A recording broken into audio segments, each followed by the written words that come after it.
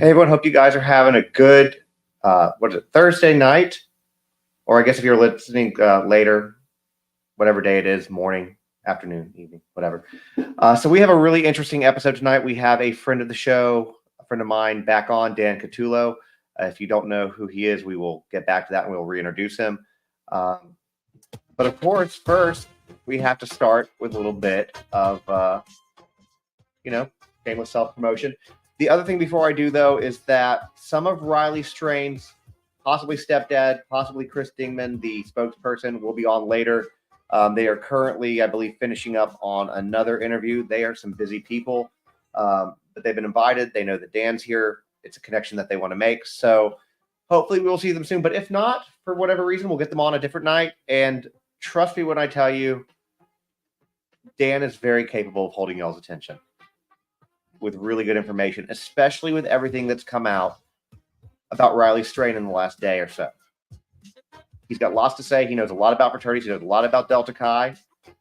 And yeah, we're going to say Delta Chi on here, unlike any other news station, network, that's just calling it the fraternity. We'll call it by their name. Delta Chi, we're talking to you. Anyway, that said, for those of y'all who are new here, I have a podcast.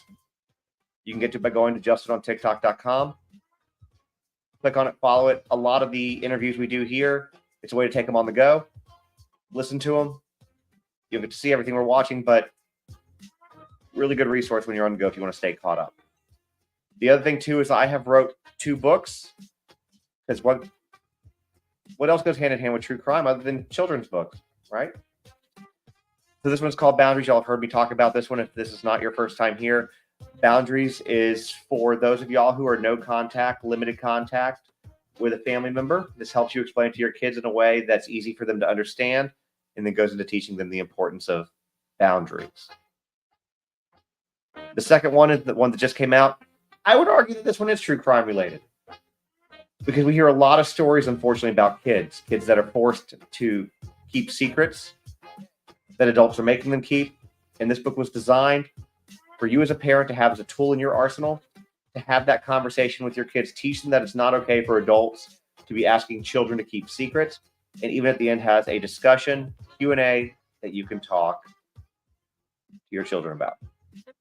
And I wrote this book to go all the way from the ages of 4 to 11 or 12, because obviously the conversations change and evolve. That being said, absolute last thing here. Again, if you're new here, hit that subscribe button. Join the channel if you see it down below, if you want to support it. But without further ado, let's get started and bring Dan on. What is up, my friend? Hey, Justin. This does not look like your normal room. No, I'm up in LA right now. I've had a shoot up here. I've been filming for the past 10 days, so I'm not home. Yes. So Dan's primary job is basically you work on rockumentaries. Yeah, and serious docs, but yeah, we make documentary films. But kind of my day job is working with musicians and pretty well known artists. It's funny, he doesn't name drop. He really is humble, but like he calls me. I'm talking to him yesterday. He's like, "Oh, I got to hang out with Ringo Starr today." So I'm like, "Yeah, I know. I'm busy with Taylor Swift and Barack Obama, so I can't do anything either." And I was like, he probably knows both of them. And I want to tell the story that you said earlier today. He did know Barack Obama. Mm-hmm. And then he said he never did anything with Taylor Swift, but he had an opportunity apparently when Taylor was very, very young. It was many years ago. Curly-haired little girl with a guitar, like acoustic guitar, and he passed on making her video. And I told him I was also kind of busy, but I didn't really do country back then. So it was, and she wasn't the Taylor Swift that we know today. So no, but I just kind of said it was like the guy who passed on the Beatles, Dan. I'm just giving you a hard time. So before we get into this, you've heard all the updates, right? Yep. Everything's going on? Yeah. Unfortunately, yes. So for those of y'all who aren't aware, Riley's family came on the other night and with News Nation and dropped a lot of information that we're going to talk about in just a real super quick Cliff Notes overview. Rilye apparently had texted his mom at one point in the evening saying that a rum and coke, which should only taste like a rum and coke, there's no variations of that really, tasted like barbecue. Funny taste. We also learned that while they were driving down, the fraternity was getting ready for a formal. And when the family showed up, some of the fraternity brothers were talking to the police, but as soon as mom and dad showed up, bye, see you later, gotta go to formal. They go out, they party, and they wave to the family as they come back in a truck. And yeah, there was also it's interesting now that we have the timeline and we know the other bars they went to, but now we can confirm the actions of the fraternity from the time Rilye went missing, and then the subsequent days. I think it's just a telltale sign the way they acted those critical first few hours. Their friends missing. They know this could be serious, once it really sunk in. But the fact that they waited, was it 14 hours before they called police? It was 12 hours before they called the parents. And then 2 hours later before they finally called the police. But even after the police were involved, they still went out and went to a formal. And they still went home. And never once did they ever join the search. We now know the family confirmed there were over 150 people there. I just really, it's just beyond suspicious. Now that the family is feeling the same way that, our hunch originally in the beginning is now being kind of confirmed that, these thoughts that we're having maybe could be valid. And for those of you who don't know, this is the first time seeing Dan because you've been on here like 3 times now. Yep. He does do serious documentaries, and a lot of those focus around Greek life. Some of his films include Death of a Pledge, which is about Adam Oakes. We had Adam's dad, Eric, on here a couple weeks ago.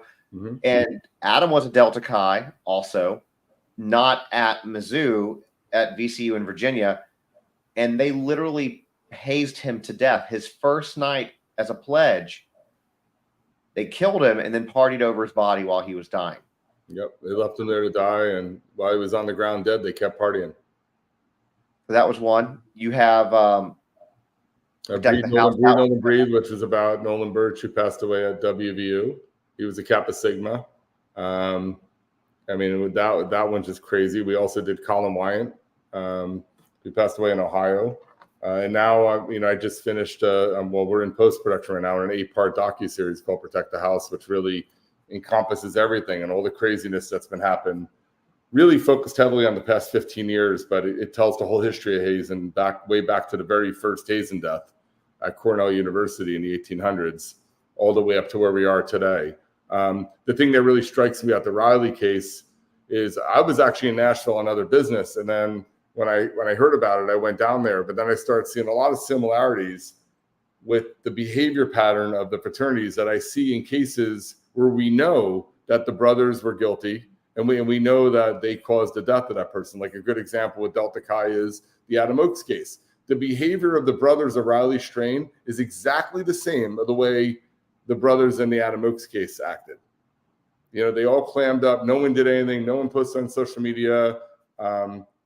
It wasn't indicative of what people do when their friends truly are missing. If any of us went out, we talked about it that night when we were down at the river. We were kind of shocked that, in fact, that first night I ended up on TikTok when someone filmed me. I was very frustrated because, it was like 1 o'clock in the morning. We're all down there searching. And I'm like, wait a minute, where the hell are the brothers? And now we know where the brothers were. The night that I had that rant, the brothers were back at school partying. And now we're getting all these reports that they just moved on with their life. Life is normal. There's another interesting one, I saw in the Brian Etten interview. I thought it was very interesting that they received a letter from someone that described the scene at the hotel that night. And they said there was chaos and they were kind of panicking about something. I think that's really telltale as well. I mean, were they aware that something bad happened? Because that's the other thing. We all know, I mean, for those who don't know, but Justin and I Justin lives right by there, but Justin and I and a few other people spent a great deal of time down at the river where his cell phone last pinged and where the credit card was found. There is just no way if you fell off that ledge that you would have ended up in the water. There's zero chance. If you took a running start and dove off that ledge, you wouldn't end up in the water. There's a good 60-foot gap, probably at least 60, 70 feet to the water from the ledge. But if you fell down, there's jagged rocks, there's trees, there's bushes. There's no way even to tumble into the water. So there's no way to fall off that ledge and end up in the water. So someone had to put him in the water. So that was blatantly obvious to anybody that was there, whether they have any, criminology background or police background or any kind of investigative background. It's just, physics. There's no way he could have ended up in the water. And then, so that didn't seem right from the beginning. And it was the lack of the way the police were investigating it as a crime also was interesting, because we were down there almost every day and the police were relatively nowhere to be found. I mean, they were kind of parking cars down there, but there were no bloodhounds. There was really nothing going on. All the activity from the search teams was either volunteers or like the Cajun Navy.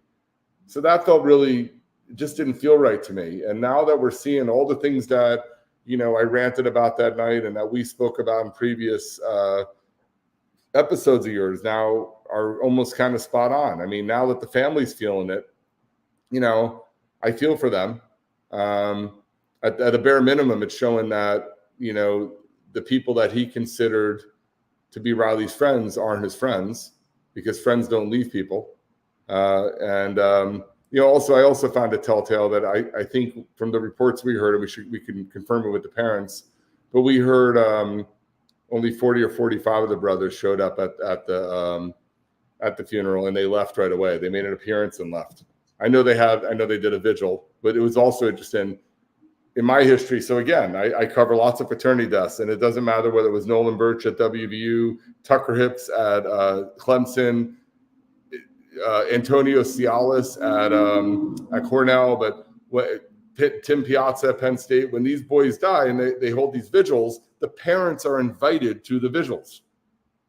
The parents were not notified or invited to the vigil that they held, which to me also is a little bit of a red flag. I felt like they were kind of trying to cover their tracks, because people like Justin and others, we were starting to call them out for the way they were acting. They weren't really doing much to try to find their brother. They weren't posting things even after they found him. Like, why would they stay off the internet? We all know Gen Zers post everything, every little detail on their life they post.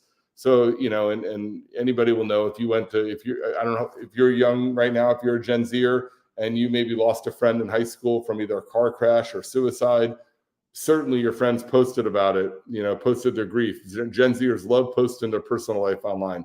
Why were all the Delta Chi silent? Clearly a lawyer or someone was telling them to be quiet. And why would they be talking to a lawyer? Why would they be acting like they committed a crime if it truly was an accident and they didn't know what happened to Riley? Their actions are not supporting people that were fellow victims of a tragedy. If they were close brothers and this was an accident, they had nothing to do with it, they're also victims because they suffered a tragedy. They lost their friend. So why are they acting like they're criminal defendants? What's up with the silence? What's up with just a weird activity? At a bare minimum, this is a great lesson on what fraternities have become. So if you go out with your fraternity brothers and you go missing, they don't give a shit. They're not going to look for you. They all went to a formal anyway. I mean, that's just pure insanity that Riley went missing and they still did the formal and they went out and got drunk. Even when the parents came, there's police searches, it's making national news, and they're out at a formal.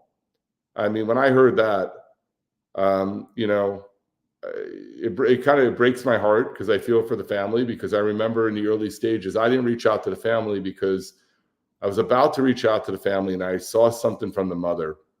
And she said that Rilye loved his fraternity brothers and they loved him. And she was grieving.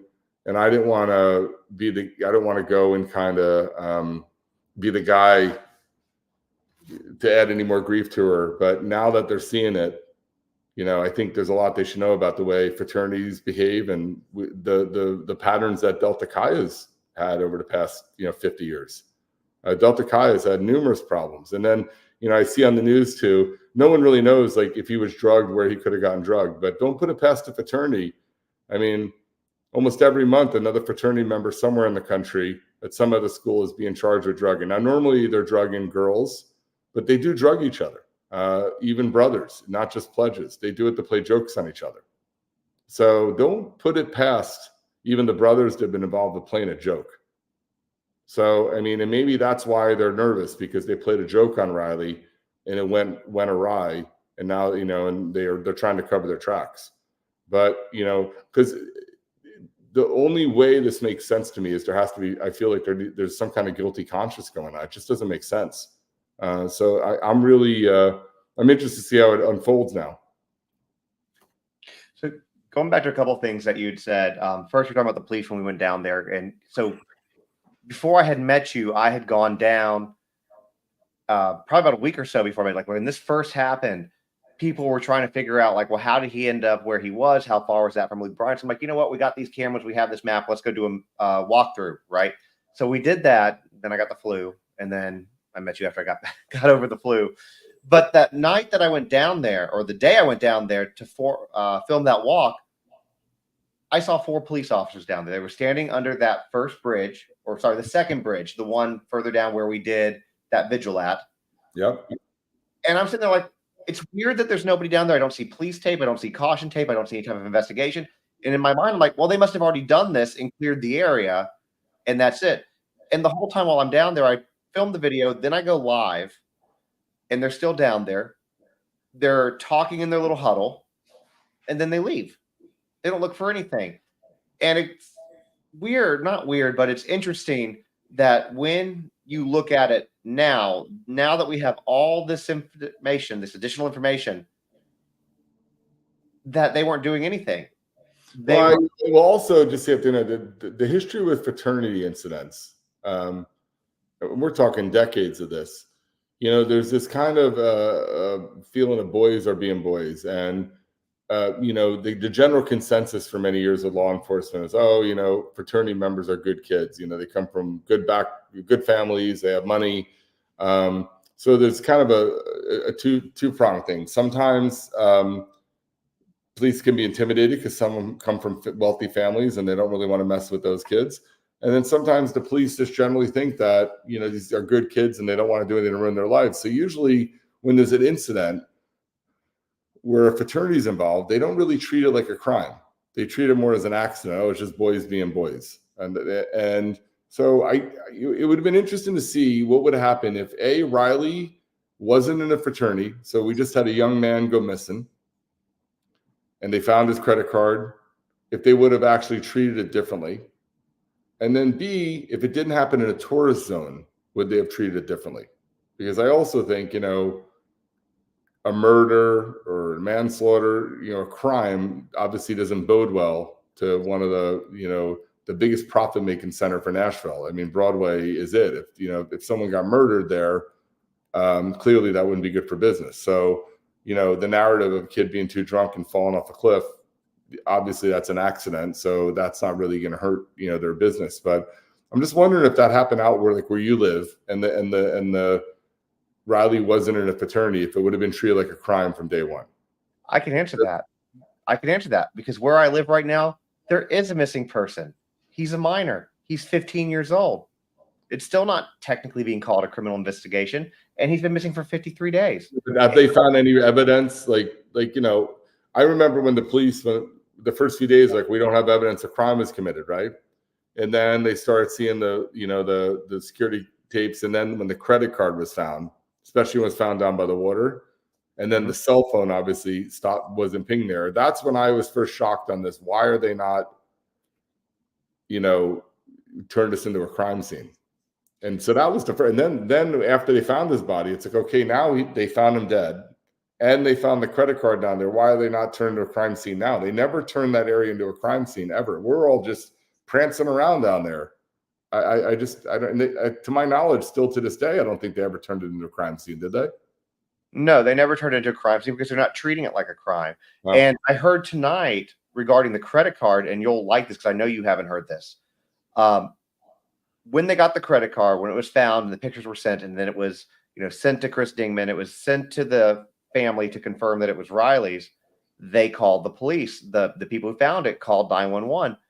And when they get down there, they're expecting to meet the police, and the police aren't there. And so they call the detective that's associated with it, and they're like, "Hey, where are you?" And they didn't know anything that was going on. It was never dispatched, I guess, to them, and nobody had shown up. And so they're like, well, there's a credit card here. So then they had to wait for another 15, 20 minutes for police to actually show up. And that's kind of how it's been treated the whole time. And the thing is you're talking about Riley, you're talking about if it wasn't a fraternity, but look at how they're handling Sebastian Rogers. Look at how they handled Summer Wells. There's Layla Santinello, Holland Snap, Joe Clyde Daniels, sorry. Adriana Wicks, Jennifer Wicks. Now there's a new girl missing out of Germantown, which is in Memphis, Alexandria Chapman. And she's been an endangered child since Friday. Not, the flip side of that, though, we do know that, the vast majority of missing persons end up being runaways. So, if police use all their resources to investigate heavily every case, I think the turning point on all these cases is if anything shows up that's really abnormal, like when Riley's cell phone stopped dead when they found the credit card there right by the water, that to me should have triggered this thing into another world. And then they found his body, right? They don't still know what happened to Sebastian. They don't you have these mysteries where people are disappearing out of thin air. If there was something else, and they don't really do anything. And I think today, and this is not, we're going to talk about Riley. It's not. But by the way, maybe they know where he is, and they're just trying to build a case against one of the parents because the parents have been really, really creepy. I would totally agree with that, and maybe they do, but they've not communicated that. But today, they ended up saying in a request for information they couldn't provide this information on a missing persons report for Sebastian because of an open criminal investigation. So then News Channel 5 was like, "Wait, y'all have said it's not a criminal investigation," and like, "Oh well, we didn't mean to put that. That was a mistake." And then come to find out, that's the second time they've made this mistake. This is the first time it went public. And my point of pointing that out was that Sebastian is a very high profile case, especially for this area, for Sumner County. Yeah. And they've now made this mistake twice on something that you would think that's getting all the publicity that it is. They'd want to make sure that their I's were dotted, their T's were crossed, especially when it was coming from their legal department, which is where it was. So I struggle with Tennessee because exactly what you said. It's not good for business. If it comes out that he was being drugged in these bars, that's not good for business. If it turns out that he was murdered, that's not good for business. Well, now we know he was at all these other bars, so we know he bar hopped. I do know this, those bars down there. One of my friends is actually opening up a massive one there right now, but these are $40 to $70 million investments. Real quick, Chris just got here. Oh, cool. Bring him on. Yeah. Hey, Chris, you talked out for the night? Wow, what a marathon night. I was like, oh, wow. I just kept watching the clock, and then I got to finish this. But I wasn't sure if you guys were still talking or not. I appreciate you having me on. We just started. Well, because you've not gotten to meet him, but I've talked to Daniel about you, and I've talked to you about Daniel, so now y'all can meet. Chris, Dan. How you doing? Hi, Chris. I'm sorry for your loss. We actually met briefly after the vigil underneath the bridge. Yeah. I remember that. I didn't, I just gave my condolences. I didn't want to, I know you guys are. I appreciate you. Thank you. Yes. Yeah, So what are we talking about tonight, boys? So, Justin, so it's your show, Dan. Well, it's not my show, but Chris, I'm a director and producer. I've done a lot of work in the fraternity world. Made several short films that were quite successful. One about Nolan Birch, who passed away at WVU. One about Colin Wyant. Most recently, I did Death of a Pledge about Adam Oakes, who passed away at VCU, who was a Delta Chi. So I have a lot of experience covering Delta Chi. But I'm also finishing a massive 5-year project, an 8-part docuseries on fraternities called Protect the House. That's a deep dive into the fraternity system. What originally sucked me into this case is I was down there day 2 when Rilye was missing, and I was searching on the ground with everybody else. And the first red flag that came up to me is, I know the patterns of fraternities better than anybody. Just so you know, I'm on the board of a couple Hazen charities, nonprofits, and I also speak at universities nationwide. But I know a lot about the way fraternities act. This is a little bit of a unique case because we don't know what happened to Rilye, but the pattern and the way they're acting is almost textbook the way they act after their hands are dirty and usually Hazen incidents. Now, obviously, Rilye was a brother, but the first thing, it just didn't feel right to me. I don't know if you saw it, but there was a TikTok of me. I happened to be on a bridge one night when I was watching the Cajun Navy look in the water, and it was a long day. We were searching all day, and I was kind of frustrated. And I remember it was like 1 a.m, and someone started talking to me, and I went off on a rant. I was having a bad day about this, and I was pretty upset because where was Delta Chi? Because there's over 150 brothers there. I could meet you casually. We can go out for a drink. If you went missing, I certainly wouldn't come home. The fact those boys weren't there, the fact they weren't all over you guys, the fact they weren't blowing up social media, the fact that they weren't using the resources of Delta Chi, which has millions in the bank, to help find Rilye, the fact that they weren't rallying every local chapter of Delta Chi to get search teams down there. There were so many red flags about the way they were acting.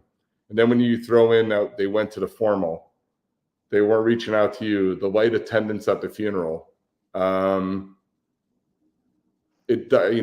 what I know,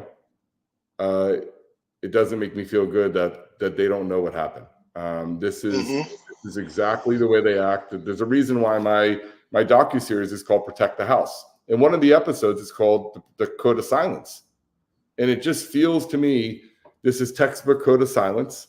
They're worried more about protecting Delta Chi's butt than they are trying to help you guys get answers. And 100%.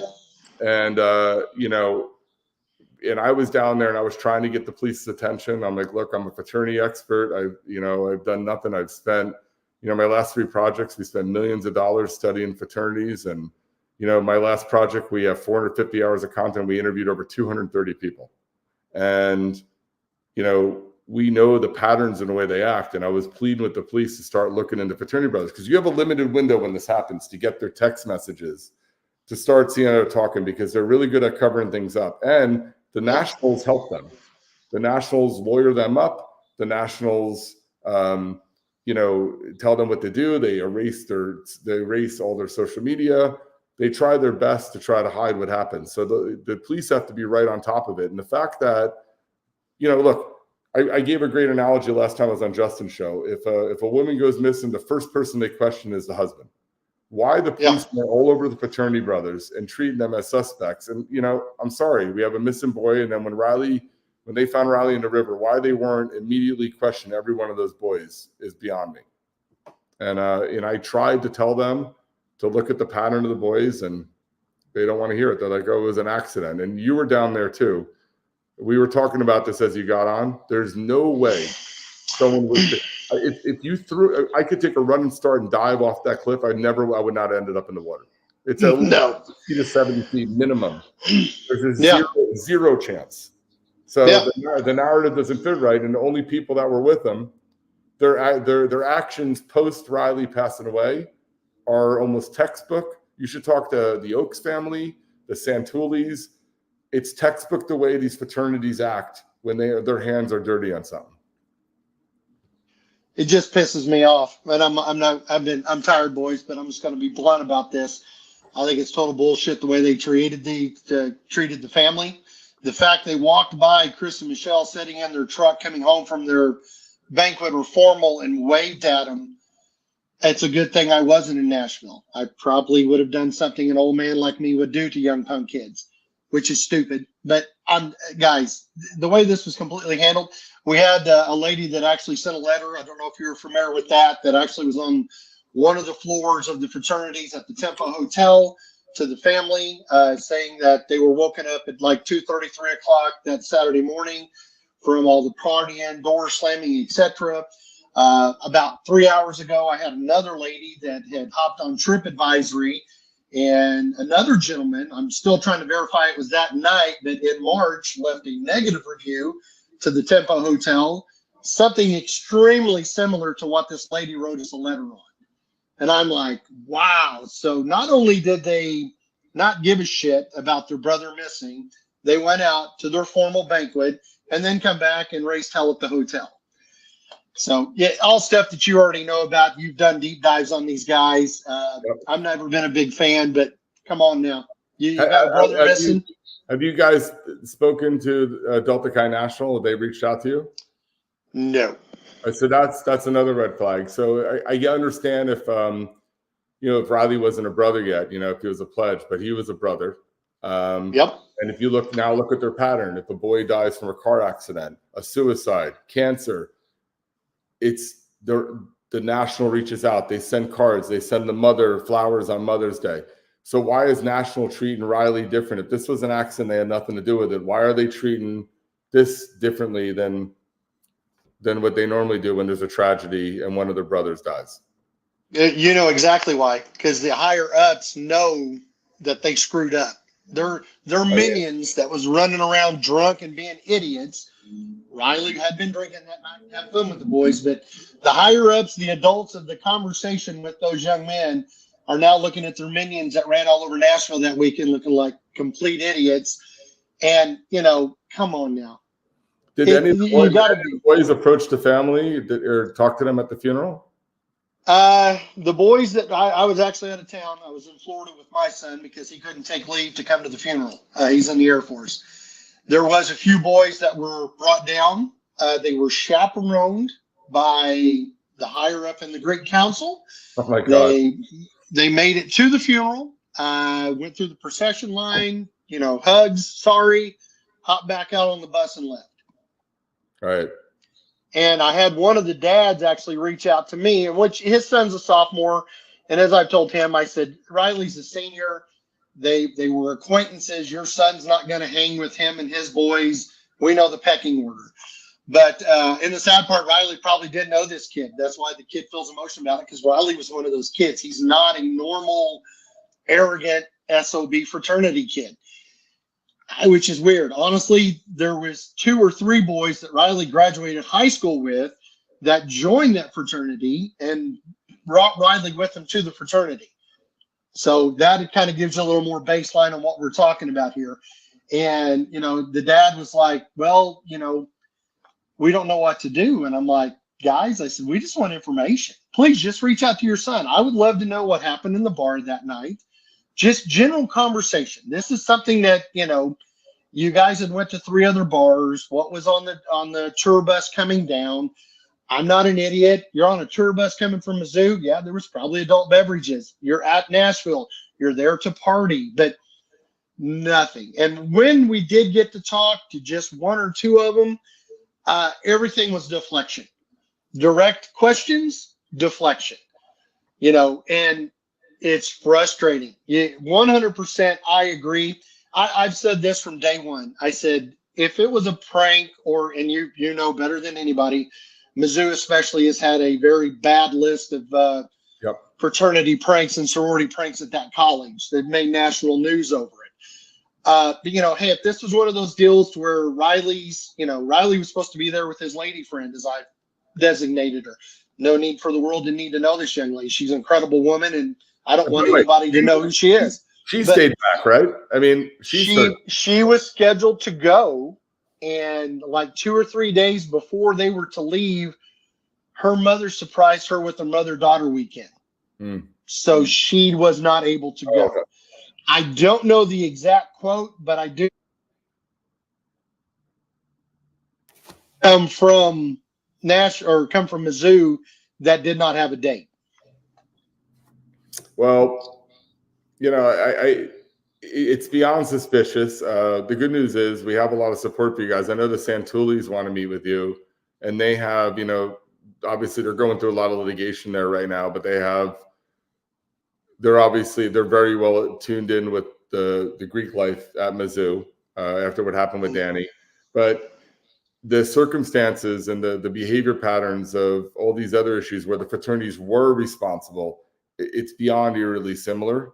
And it's I don't believe it's a coincidence. And I just don't understand why the police aren't really zeroing in and trying to talk to these boys. And if the boys wouldn't willingly meet with you or your investigator or the police, if they lawyer up, then you know it's a major red flag. I mean, it'd be very interesting to see what happens if a formal request was made. I've been calling these kids out for the past few weeks. I mean, on Justin's, I've been going on TikTok. I've been calling them all out. I'm like, because at one point on that one video that had a few million views, there were a lot of people on there. Leave these kids alone. They're grieving their friend. I'm like, great. You want me to shut up? Come on and talk to us, or start showing the family respect. Go to the funeral. Let's see what you're doing. And they did nothing. It's very easy to shut us up, you know. And then now that I found out, and so you were talking about it actually, and the gentleman, his son that was the sophomore up there at MU.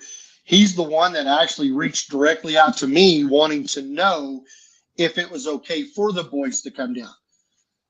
And I'm like, why the hell aren't they just asking the family directly? So I screenshotted it, put it in guys. This is not my call. You know my opinion, but you know, and honestly, the family was like, sure. They were hoping that when the kids showed up, they could talk to them, get questions answered. And kids showed up, hugs, back on the bus and left. And very, very minimal conversation in the line and no questions were, Yeah, there's so many things. I agree. I saw an interview you did, and I mean, you know, everything that you said the other day about the Justin boot, about the boots and the pants. I mean, we know the way boots fit. I don't think there's any way those boots would have come off. No. Well, and you guys don't know about this, and I didn't. I found out tonight. Rilye had 2 necklaces on, and he was found in the water with them. If you don't mind, Chris, I saw a little bit of you on Pascal, and right after you said that, you were talking about people who had reached out to you, who had people they knew that fell in the river, and you were talking about one woman with fake eyelashes and things like that. And could I? She had a weave. Yeah, she had a weave on, fake eyelashes, and was dressed to the nines in a town out in Nashville. And they found her like a couple of days later. Hell, it may have been longer now. I have to go back and look. Completely intact. Fake eyelashes, the weave was still on, everything. And I'm like, wow, you know, and I had 5 people that reached out, probably, and it's just crazy me trying to keep track of all the notes and stuff. But we had 5 people that reached out within the last 2 to 3 years that had lost loved ones in that river, pretty much at that spot, in, you know, back farther where Rilye was found, and none of them was missing clothes. The 2 people they pulled out of the river while we were looking for Rilye, I don't know if you guys, you probably do know, you were there. One was a jumper. They found him like 17 hours after he went in the water. And then the other one, I don't think they had been in the water for more than 3 or 4 days. And you talk about your heart dropping when you're hustling all this stuff, and all of a sudden the news crew called.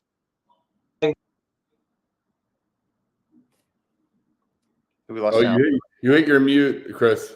You hit your mute, Chris. You hit your mute. Oh, his headphones died. There. Is that better? Yep, that's better. Perfect.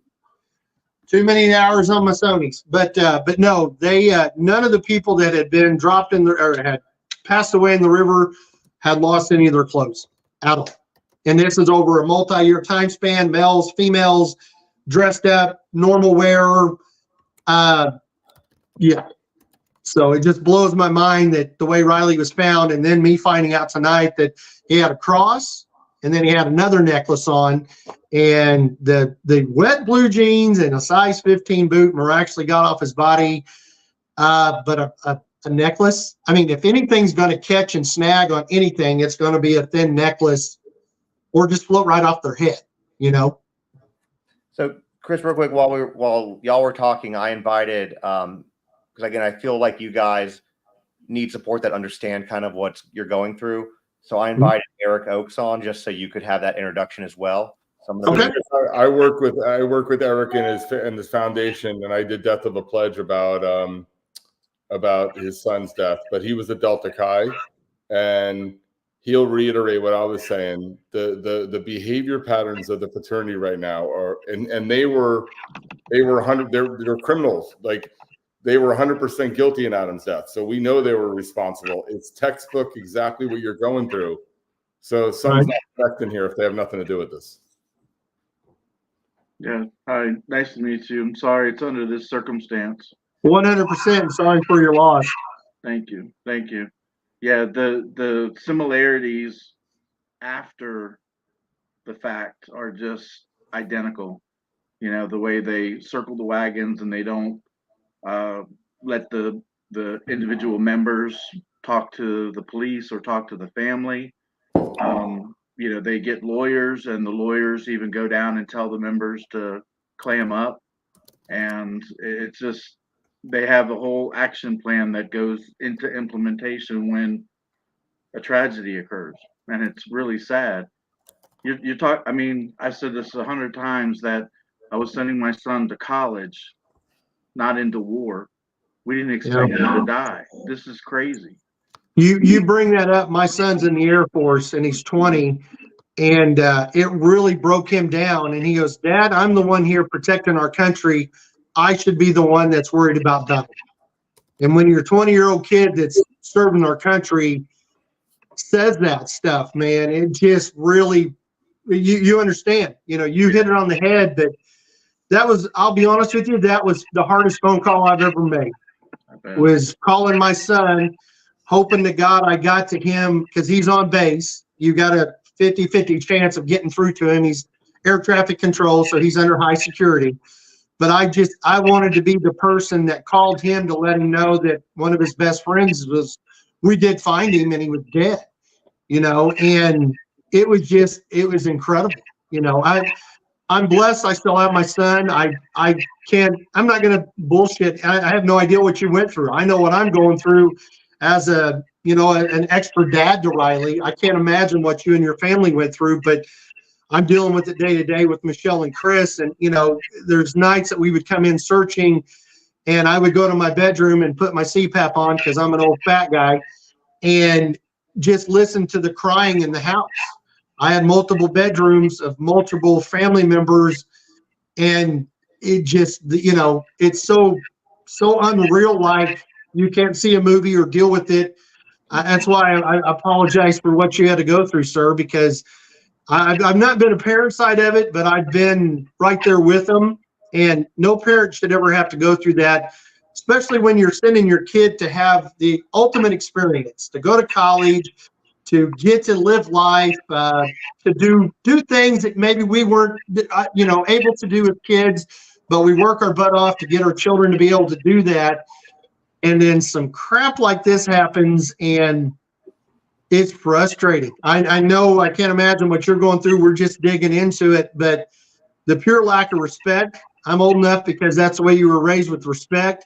You know, the deal with them, quote unquote, you know, when they first gave the report that they said that the bouncer wouldn't let me outside. We had to go pay our tab. 24 hours later, I had 9 women that had been at that bar that night with their deals saying it was not an open tab night. You had to pay as you go. There's no reason anybody had to pay a tab. I'm like, wow, okay. And, you know, us to find out that Rilye was on the phone with one of them, we still don't know who yet, but Rilye was on the phone with one of the 5 that was still in that bar within 5 minutes of him disappearing. And then finally finding out that they couldn't really hear Rilye because they had his finger in his ear and his phone. They wouldn't even left the bar. There's no telling when those boys actually left the bar. Rilye was gone and missing. And we still don't know what happened, but those boys may have closed the bar down that night. Oh, it's frustrating. They should have been walking him to the hotel. Yep. That's what 100%. Brothers, they all leave. The whole group that came together leaves together. We talked about that, and I was I was honoring Rilye. I can't emphasize how great a kid he is, and I'm not just saying this to be blowing smoke up somebody's tailpipe. Rilye was very calm. He was very laid back. Now, my son, he was a little ornery. He's like his old man, so that's why they were a great pair together, is because anytime Rilye was not in a good situation, my boy had his six and was there. That's what's been so frustrating for him. He's 1,000 miles away at an Air Force base and can't leave, you know. But it's one of those deals. We talked about that. If we were in that bar, if the four of us, if we go out and it's the first night and we have beverages and one of you is asked to leave, we don't give three shits about the tab. That's on the bar. We're walking out, and most generally, even though I'm in my mid-50s, I'm not going to walk out like Rilye was escorted. I'm going to be ornery. We may go out the front window. We may go out the side door. Who knows? But we're all going as a group. And then tomorrow morning when we're having breakfast, we might be bruised up, but we're going to laugh about it. Holy crap. Do you believe we did that last night? You leave as a unit. You're a squad, 100%. When Rilye was asked to leave that bar, I don't know if you guys caught that tonight, the bouncer walked out, then Rilye came out. So, guys, on the last time I was on Justin's show, so I went to where Rilye was to walk down the steps, and I videotaped it and I gave it to Justin. Yeah. So on a very leisurely slow walk, it took me 1 minute to get from there out to the street. So even if they were separated, they easily could have caught up with him like that. He would not in the cop video, in the police video that the family has seen, you see the security guy walking out. Riley's right behind him, and then one of the fraternity brothers, they only get to about the waist level, which means he was still 4 or 5 steps up those stairways, turned around and goes right back upstairs. The bouncer never impeded him from leaving the building. And I said, the biggest thing, I said, guys, I used to work security. I said, if I thought that gentleman, and I've said from day one, I think Rilye was probably, and it's my own opinion, it may have been his turn to buy around. The lady at the bar, we do know that the lady at the bar is the one that called security over. Rilye was not being real coherent with his words, which may go back, depending on toxicology, him being roofied. But I go, guys, years of doing security, if I do not feel 100% secure in the person I'm escorting out, I'm sure in the hell not going to have them behind me on a set of stairs going down. You don't. That's just that's Keystone Cop crap right there. That's just how the security guy felt about Rilye when he asked him the bar. He knew Rilye wasn't any type of a threat or anything like that. And one of the guys, he goes, I never even thought about that. And I go, guys, that's 101. You walk behind him on the stairs, because what if they get aggravated halfway down? You can't recover from that because you're already 2 steps behind them. So I'm done with the rant, but I just wanted you guys to know that. Oh, that's a good point, because you can get attacked from when you can't see from behind. Yep. Well, I want to say this too. My wife is a big, firm believer, and we talked about this earlier today on a live about Rilye and the fraternity. And my wife is a firm believer of, if they wanted to, they would. If they wanted to, they would. If they wanted to search for him, they would have. If they wanted to stay behind, they would have. If they wanted to reach out to you all since, they would. Mm-hmm. They don't. And that's a hard pill to swallow. I'm sure that, especially for Michelle, it's incredibly a hard pill to swallow. Yeah. Because these people, I'm guessing Rilye had pledged his freshman year, is my guess. Yeah, he did. I got my wife over here, and something that you guys may know or not, was it 3 of the boys that went there from Kickapoo? So Rilye had 3 of his quote-unquote brothers that he went to junior high, high school, and then MU with. So not that just the 4 years of college should have tied them together. You've got junior high, high school, and that tied you together. Guys, they spent more time together than I do with half my family, you know? So Adam had a similar thing. He had high school friends, and guess what? They're not aligned with the fraternity right now. So if they haven't broken rank and are out there openly supporting you guys, it really feels this. I could go on and on about Delta Chi and my opinion on them. But you know, the disrespect they're to the family. watching. You know, Eric can tell you how they disrespected them. I mean, I was in a courtroom with them as one of the boys was sentenced, and he was staring the family down like they did something wrong to him. Pure arrogance. Pure arrogance. And so, and then, you know, and even the way, you know, the National treats the family. So it just, you know, you guys should put a lot of pressure on the police right now to be looking into those boys. You know, and that's the sad part. That's a whole other entity, which you've had the pleasure of meeting and being a part of. We have been told by them that they did interview 2 more of them last week, I think it was, over the phone. We've actually had police officers in Columbia, because Columbia is about 3 hours from Springfield, and I do have a lot of local friends that have been police here in town, etc. I've actually got a family member that's part of the Missouri Highway Patrol. So I do know that the Columbia police had actually offered to interview and reach out to the fraternity and do a co-investigation, and was declined. So is the TBI the one that's point on it right now? I know you said it was state. No, well, the deal with state is the Tennessee Alcohol Bureau Commission, the TABC. Literally, the TBI, the FBI, Homeland, we have all physically talked to them. Until Nashville opens the door and invites them in, they cannot cross jurisdiction. Even we've challenged that now with, well, what if toxicology comes back and there was something in the drink? But the Tennessee Alcohol Bureau Commission, they're the ones that's running their own investigation.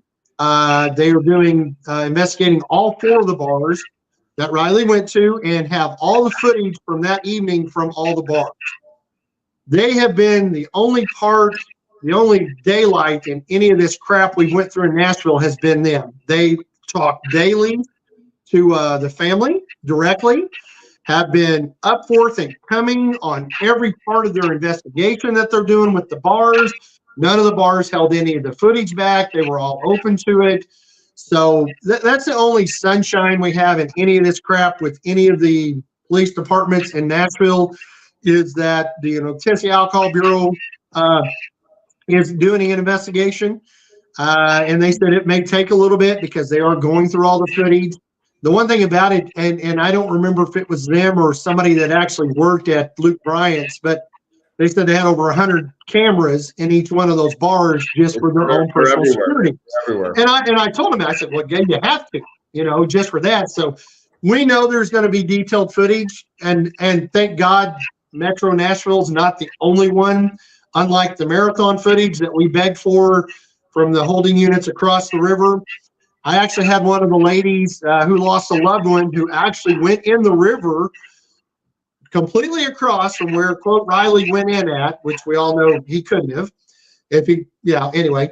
But she told me it was at night, and from that footage, they could literally see the rocks and particles of trash on the opposite side. It's that good a camera system. And I go, well, it's a multi-million-dollar facility with fuel. I bet it does have all the cool tech. That was turned over to the police department. The police department said they looked at it. There was nothing viable. And I said, okay, well, show the family.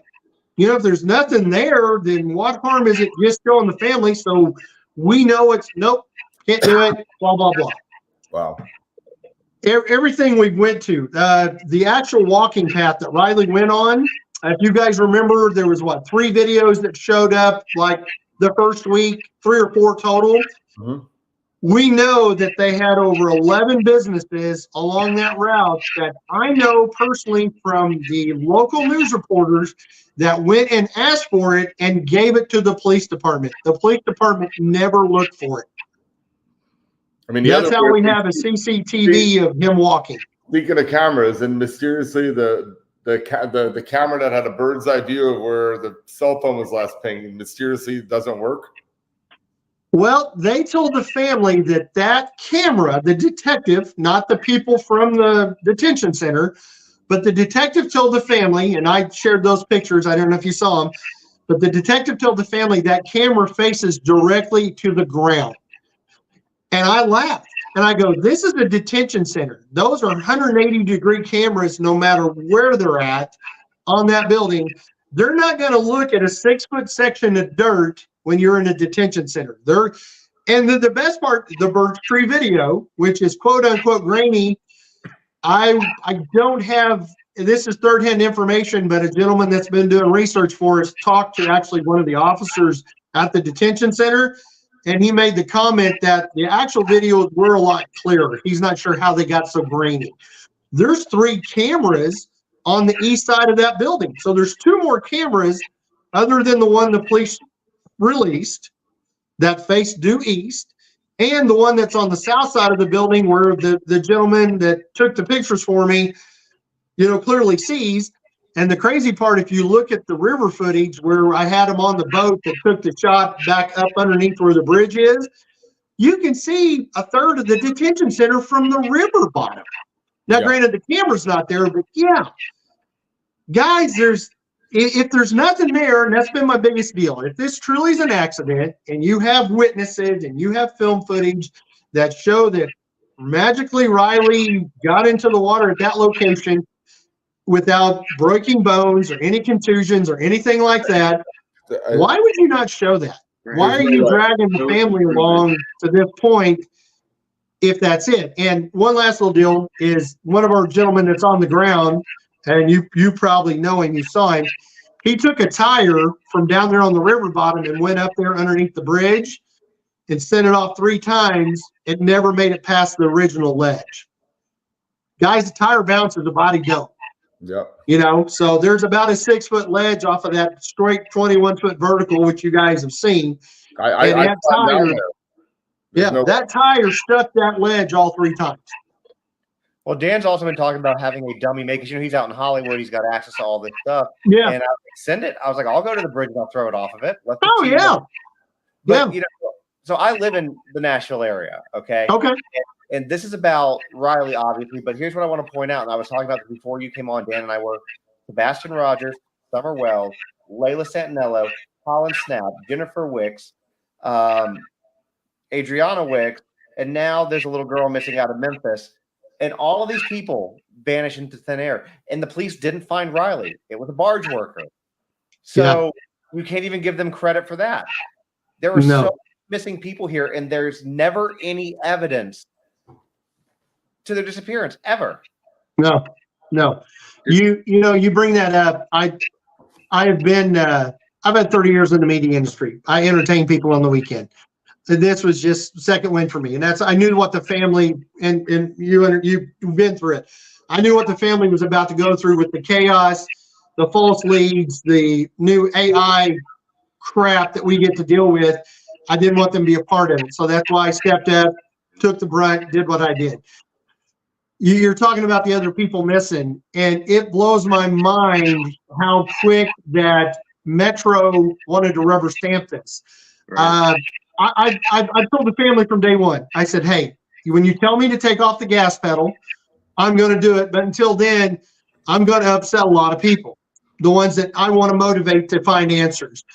And that Saturday, when I went on social media, put them on blast, wanting TBI, FBI, Homeland Security. I said, guys, if it's sex trafficking, I want Homeland Security here.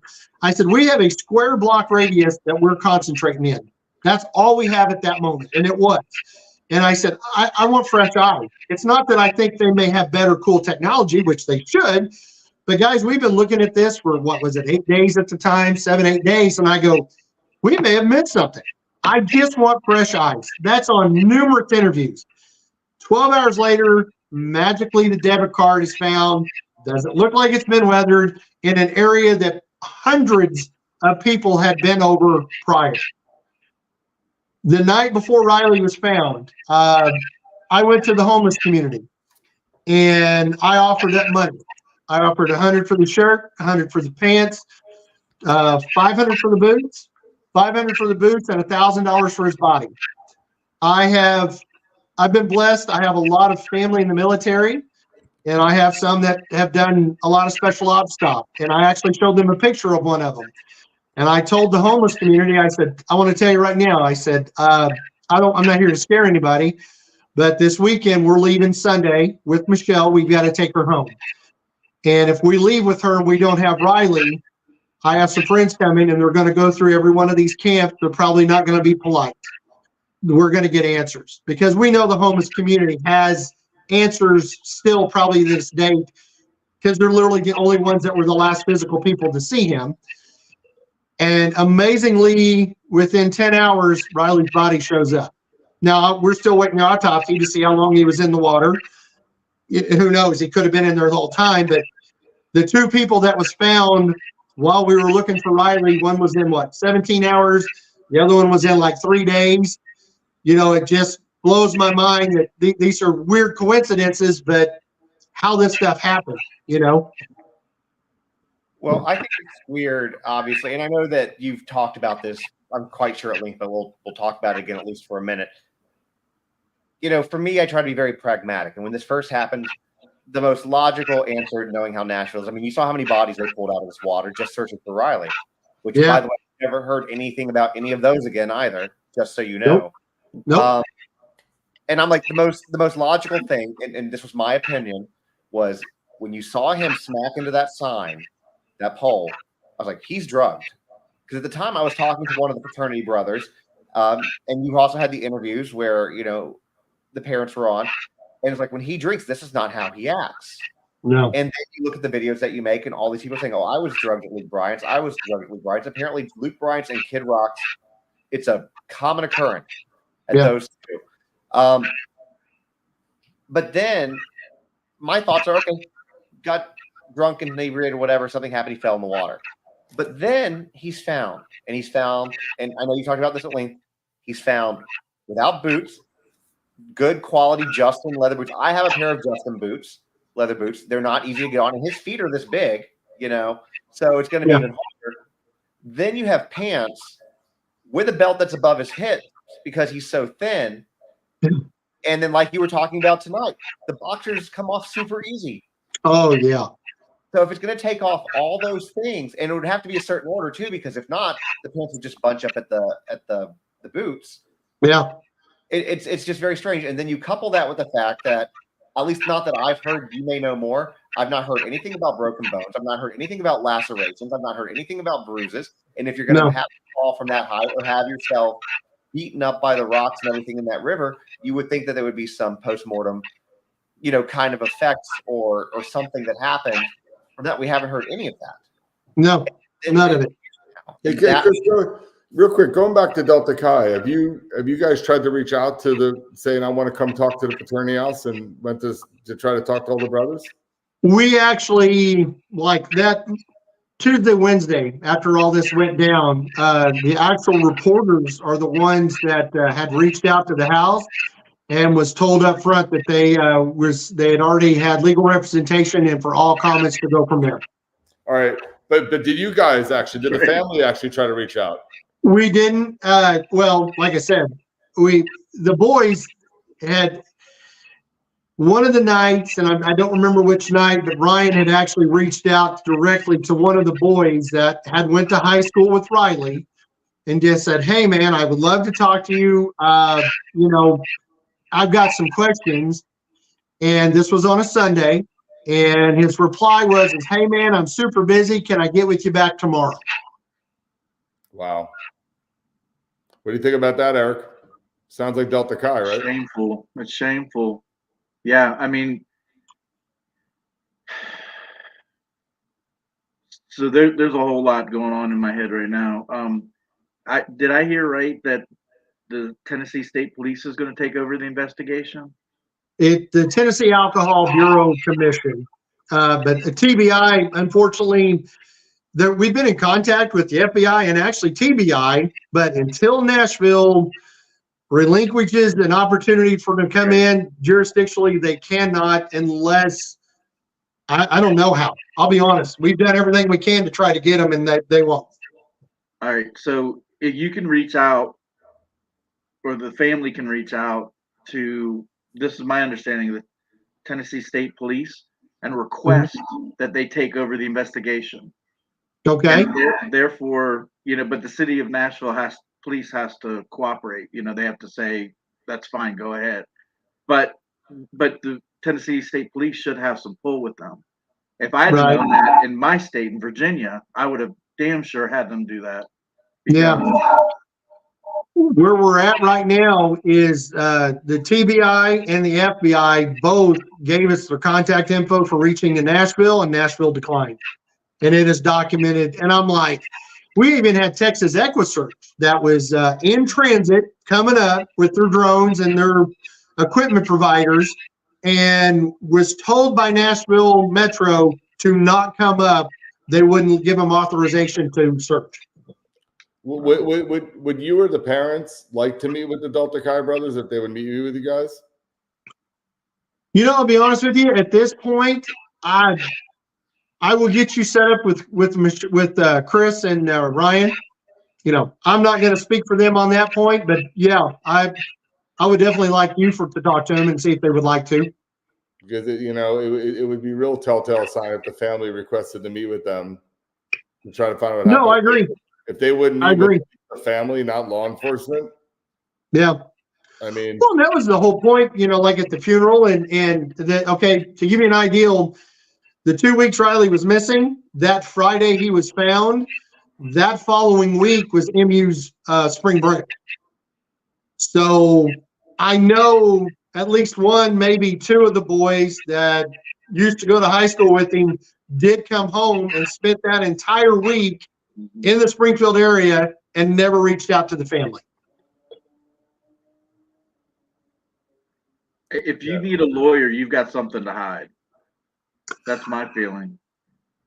I feel the same way. Like I said, I'm not speaking for the family, but I agree 100%. Yeah. You know, one thing you're doing good, Chris, is exactly what Eric did. They weren't really getting a lot of cooperation from the police. In fact, they have their story is a real tragedy because there were so many times that Adam could have been saved. I mean, there were multiple 911 calls. Police never came. They were blocked from a fire station. It's just heartbreaking, everything. But the police, now that we have the body cam footage, we've seen everything. But they didn't really. They were just treating us like a kid drank too much, and that was it. Right. If Eric and his family did not go on the press, they immediately went to the press immediately, and they were on the news nonstop every day after Adam died. If they didn't do that, they would not even have the outcome they have now. They basically had to do the job for the police by screaming it from rooftops that something's not right here, because they were trying to label Adam as a drinker and a partier, and like they were trying to find every reason in the world to try to point fingers somewhere else that maybe this wasn't something nefarious and sweep it under the rug. But they didn't allow it to be swept under the rug. Hence why at least he knows what happened to his son now. And he got there were a bunch of boys that were criminally prosecuted. No one went to jail, but at least they got criminal prosecution on it and they have some sort of closure. But what you're doing now is exactly the right thing to do. And because, Eric, I don't know if you have an opinion of the way I was trying to explain earlier on how fraternity deaths are just treated differently, and no one seriously. And once they affiliated him with a fraternity, it was treated differently in the press, and it was probably seen differently by the police. And unless you stay on it, they'll try to just make this just go away. Speaking of that, I actually had one of the moms from one of the fraternity brothers reach out to me like day 3 or 4 and said that she had talked to her son, and her son said that while they were being interviewed by the detectives, one of the detectives made the comment that they usually wait 4 days in Nashville to start an investigation because usually the people show up before them. And I was like, wow, okay. And this, the family interview with the detectives was about 6:30 or 7 o'clock Saturday night. We know the detectives probably went Sunday and spent time with their family and whatever. And then when they showed up to work Monday, they didn't realize that I'd already been at work and had half the world sitting on their doorstep wanting answers, and it still blows my mind at this. I think we're 33 countries. We've got 33 countries that sent letters and care packages already just to the family that's been watching this. Which is just phenomenal. And unbelievable. It blows my mind. I'll be honest, I had some guilt for a little bit about this. We talked about Sebastian. I had real guilt about that. You know, I was extremely happy that we were generating the leads that we did and that we found Rilye, but I felt guilt because I know there was other people out there that had loved ones that had, you know, they don't have them. They don't know where they're at. I didn't want to take away from that. And at the vigil, there was multiple people that come up. One of them, his brother has been gone for 7 years, not far from that area. And he gave me a big hug and he told me, he goes, I just want to let you know, he goes, we have new leads. And I looked at him and I couldn't pick this guy out of the lineup right now. But I go, what are you talking about? And he goes, due to the amount of press that you guys have generated for just people looking for Rilye, we've had other people looking at missing person cases that have been searching for info. And he goes, he's been gone 7 years and we actually have a few good leads now. And man, that struck me. You know, that's incredible. That what was able to, you know, I still feel guilty about what we were able to accomplish. I'm glad it brought awareness. I'm glad we're having this conversation because I really think worst case scenario accountability needs to happen out of this for what was done. Whether it gets turned into a criminal deal or not, there's people that need to be held accountable for their actions. I grew up in a time where we were held accountable. When you did something stupid, we were held accountable. Guess what? That's how I learned from it. That's how I become a good dad and a good mentor and a good coach and all that other stuff. Is I would have these conversations with these teenage boys and go, you know, I'm going to tell you something. I said, you will do nothing that I haven't done. The only difference is you ding dongs record everything. Thank God we didn't have cell phone cameras. You know, but I said, guys, you know, I'm just being honest with you. Your lifestyles and decision making, you know, is not any different than what we did. We just, how our parents knew we did what we did. Oh my God, I still don't know. You know, they were telegraphs back then. I don't know how they knew. They knew when we got home. But I really hope that working with you guys, and once again, I apologize for your loss, sir. I can't. I'm not one of these people that I understand what you went through. I don't, because I've been secondhand and it's tore me up. I can't imagine what you and your family went through firsthand. But I am thankful that you're here to talk about it. And, you know, we've got some stuff working in the honor of Rilye. The governor of Tennessee actually called me direct with the cell phone. Wanted me to know if we decide to do anything in honor of Rilye, that Tennessee would like to be a part of that. I thought that was pretty cool. That's still up to the family, but you know, maybe we can, as a group and in a you know, a group of people in different organizations, we can actually bring some change to this. Because guys, it's the way Ray Rilye was treated that night. I you know, it's just unfathomable. The Friday night I may have been able to get by, just guys being that drunk and stupid, going back to the room. Hey, maybe Riley's sleeping in another buddy's room, etc. I'm not making excuses, but I've been in those situations. But as the day progressed, instead of calling the cops at 10:30 that morning, they call Chris and Michelle looking for him. There's my first major red flag. And as that day progressed, and then knowing, I don't know if all of them, but a big group of them went to the banquet. They waved back at the family after the family had been at the hospitals and the morgue that night looking for their son. And then get on a bus Sunday, 9, 10 o'clock, whenever it was. And because I think I talked to somebody at MU at like 4 or 5 o'clock Sunday afternoon, wasn't it? One of the sorority girls. And they were Monday. But yeah, they were already back, I think, at MU at like 4 or 5 o'clock Sunday afternoon. We'd have to verify it. But those actions just blew my mind. Because I'm like, even if it's like this conversation right here, if the 4 of us go out, I'm going to at least make sure you get to your car, your Uber, or we're going to get back to the hotel room. And it's just how you can do that to some other human being that you're quote unquote brothers and best friends and hey, the part of the frat life, we're held to a higher standard. Where the hell was that standard at? I mean, guys, it doesn't exist in Delta Chi. No. And when I've been hard on the fraternity, and once again, I'm not accusing them of doing anything nefarious to Rilye. What I'm upset about is their actions after it happened. Yeah. You know, you could say what you want, and people, you know, last time I was on, a lot of people were, because I was a lot more animated, but a lot of people were complaining that I was being too hard on Delta Chi and the boys. But you know what? The way they acted now towards the family and what they've, I mean, to go to a formal, to go out and drink, to go on spring break when one of their brothers is missing. Yeah. This is insane. Yeah. And it's exactly what happened to Eric. Those boys, Adam was on the ground. Eric and I went to where Adam died, and we stood in the very spot. They were stepping over him, going outside to smoke cigarettes. They were partying all around him. They sat there and let him die. No one got him help. Wow. You know, this is very typical of the way these kids act. And, you know, if they're not guilty and they have nothing to do with this, then why are they acting like it? Yeah.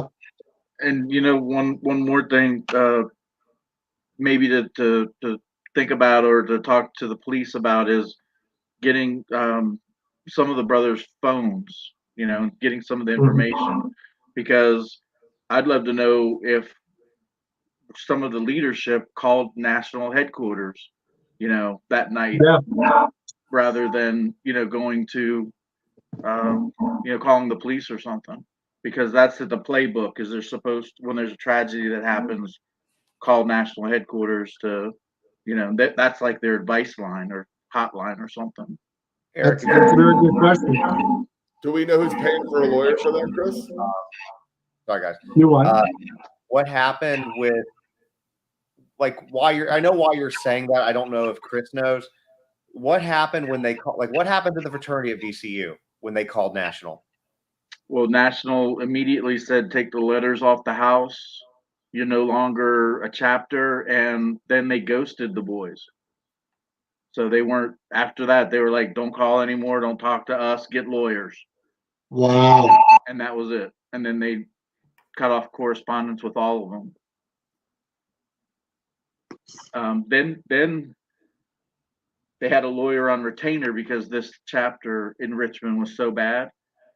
And the lawyer went down there and was talking to the individual members. And the members under deposition said, the lawyer said not to talk to anybody about it and not to talk to the Oakes family specifically about it, because we were all over down there trying to investigate. And some of these guys aren't the brightest guys to begin with. So they thought that was their lawyer, but that's not their lawyer. That was National's lawyer. So now they're like, I have representation, you know, I'm told, you know, not to speak to anyone without my lawyer present.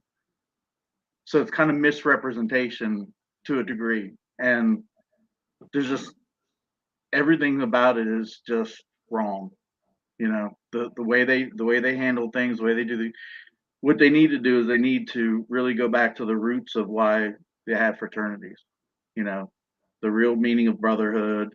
I mean, being an honorable person is to stand up and do the right thing. And there's a few that did stand up for Adam, but we found out that there was camps. It was camp, you know, there was people that were there for the fraternity, they were loyal to the fraternity, and then there were people that were loyal to Adam. And so there was enough of them, at least we could build a case and find out what happened that night.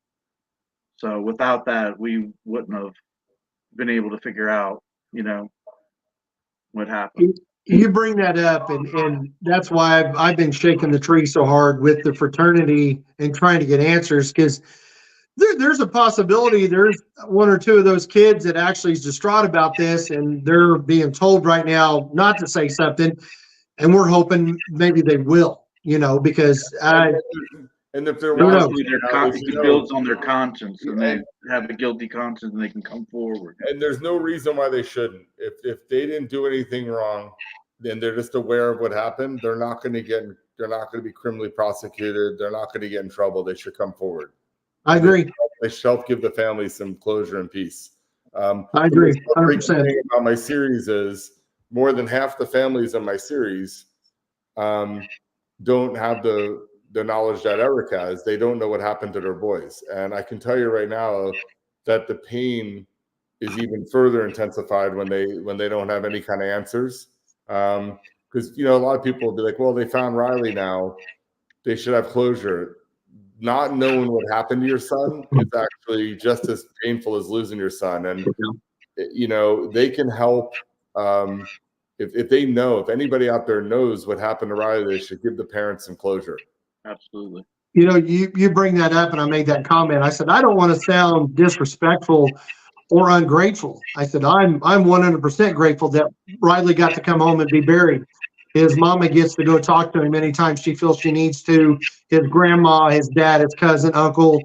Tell me, my son, he hopefully gets to come home in July, and that's one of the first places we're going to go is to Riley's gravesite so he can, finally say goodbye to his brother.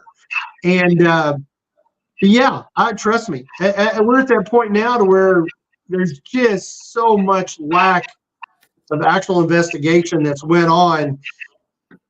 I don't want to seem, ungrateful. I'm extremely grateful that Rilye was found and he come home during the circumstances, but I'm also one of those guys. I don't want, if there was something bad that happened, I don't want this to slide. I want answers, and so does the family. And accountability. Sorry. Yep. 100%. A lot of people need to realize, and I know that you guys, everybody on here knows this, but for anybody that's listening or watching, and I've talked about this before, oftentimes for the parents, knowing is the most important thing. And I think that a really recent, old example is Natalie Holloway. If you guys saw with everything that happened very recently, Beth Holloway spent 20 years trying to get answers. She finally got the government to extradite Joran Vandersloot up here, finally got an answer that she believes is satisfied with. And his sentence, if you will, runs concurrently with what he's already serving in Peru, will end before his Peruvian sentence ends. So he's not going to have any accountability per se in the United States in regard to Natalie's death. She can now begin her healing process as much as she's going to be able to 20 years later, because she knows. And I know that it sounds weird. You can talk to Joe Petito about this too, but they need to know. The parents need to know, even if there's brutal, gory details that you would think I don't want to know. They need to know this. They need to. It's more than anything else. Yep. Unfortunately, these kids will take this to their grave. Like there's multiple cases I've covered, including like the Tucker Hicks case, where there's definitely a lot of boys that know what happened to Tucker, and then even the kids that can't get in any kind of trouble. It's all about protecting the fraternity, the code of silence. In Eric's case with his son, part of the plea agreements of these kids was they had to go through a restorative justice program with the Oaks and talk to them, but we got them to agree to be interviewed with me and participate in a film about Adam. And we thought we did a great job with it. And, I got the boys to open up and talk about what happened that day. And I even think, Eric and Linda had a little bit of satisfaction out of it. And then months later, or now a year later with this, when the civil case starts, we find out that even though the criminal case was all over and nothing can happen to them, they still weren't being truthful.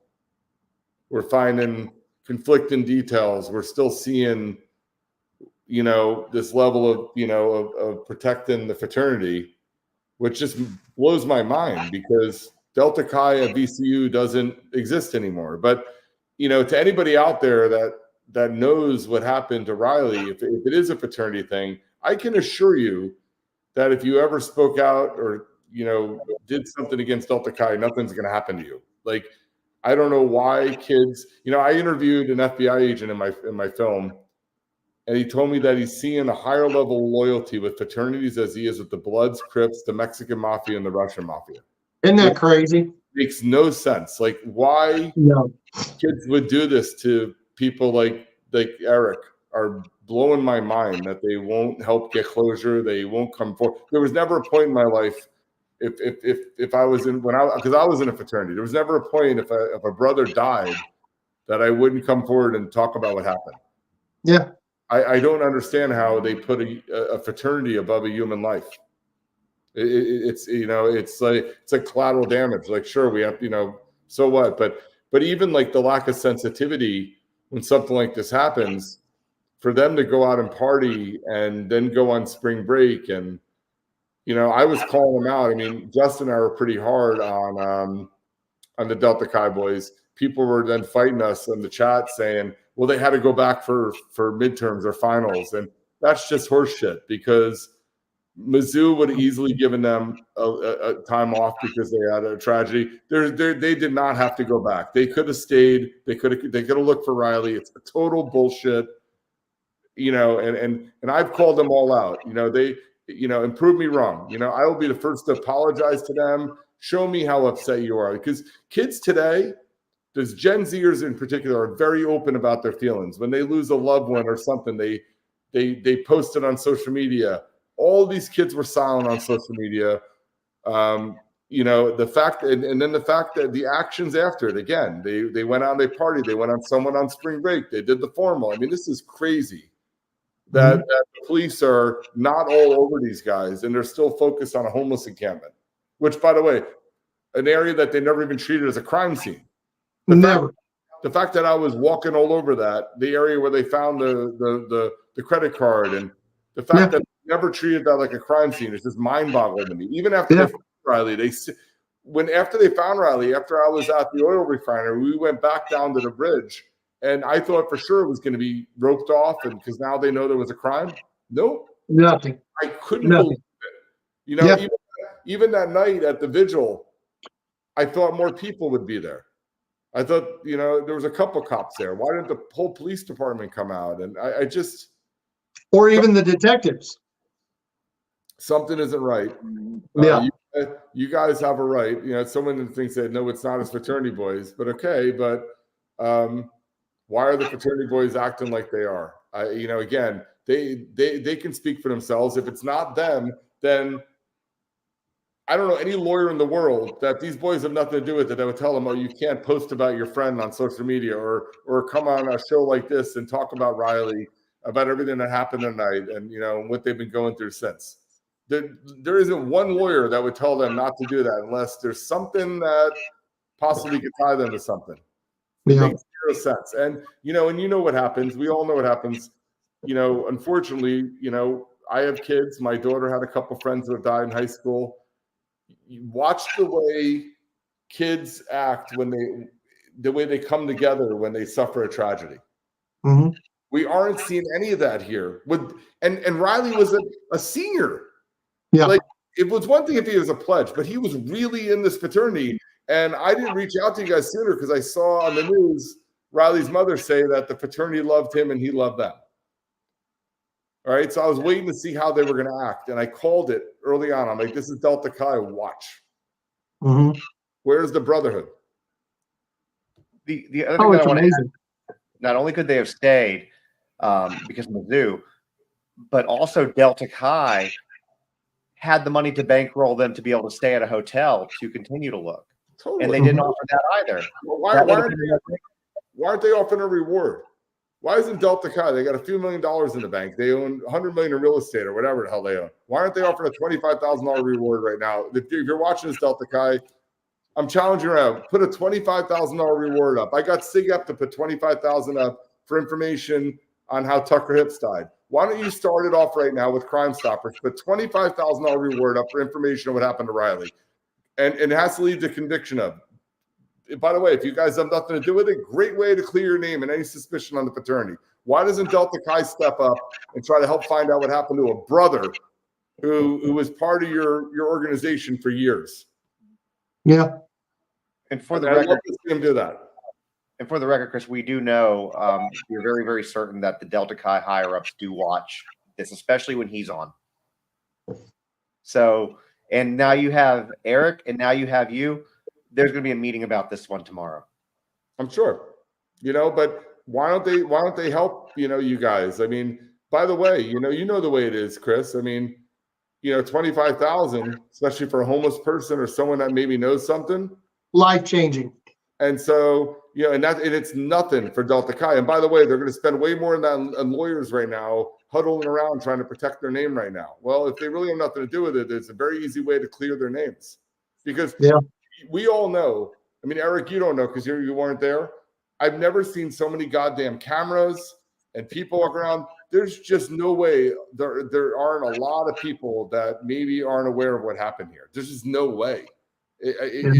People just don't disappear and end up dead in that part of town. That's what I'm saying. Tennessee State Police would get a hold of all that camera footage and everything. They wouldn't play games like, the camera was pointing down or pointing a different direction, or they would get a hold of it and they would, tell you the truth and what's going on. It's a very viable outlet. I'll make sure and have the family check into that tomorrow. Yeah, if I'd have known that in Virginia, I would have definitely been lobbying for it. And then if I didn't get results that I wanted, I would have gone to the media and I would have put so much pressure on them. This is what I was told. I was told that there was over 35 unsolved murders in Richmond. And I was showed a whiteboard with all these people's names and they're under investigation. And then I was shown my son's investigation, which was a whole entire wall in an office. And we're throwing all these resources at investigating what happened to your son. And we're putting on, hold for now. I'm like, I never asked you to do that. Wow. You should be doing your job. I mean, if you can't handle your job, step down and let somebody else do it. Chris, there are people that are posting that have some tips here. One very interesting one is, how can people get you guys a tip? Because obviously if it goes to Nashville PD, it's going to go into a dark, dungeon. I'll be honest with you. Several of the shows that we've done just had them send them straight to you guys. Okay. You can send them to me. I'll go ahead and post my email in the chat, and I can get them to Chris. And for the record, Chris, by the time we get off of this, I'll make sure I text you Dan's information and Eric's. Perfect. Because I feel like, especially for the family, when Michelle's ready, I feel like Eric would probably be a pretty good resource. I agree 100%. Unfortunately, Eric now dedicates his life to going out and educating people about hazing and fraternities. I join him oftenly. I made the film for them. It's shocking to me that when sometimes police departments, when they're serious about things, they'll consult with everybody from psychics on. But when I was down there in Nashville trying to meet with the police to try to talk to them about patterns of fraternities as a fraternity expert, they would just say, the fraternity has nothing to do with this. They were the brothers. And I kept trying to tell them, like, you guys should definitely, again, the way, then why is it, I could almost overlap it.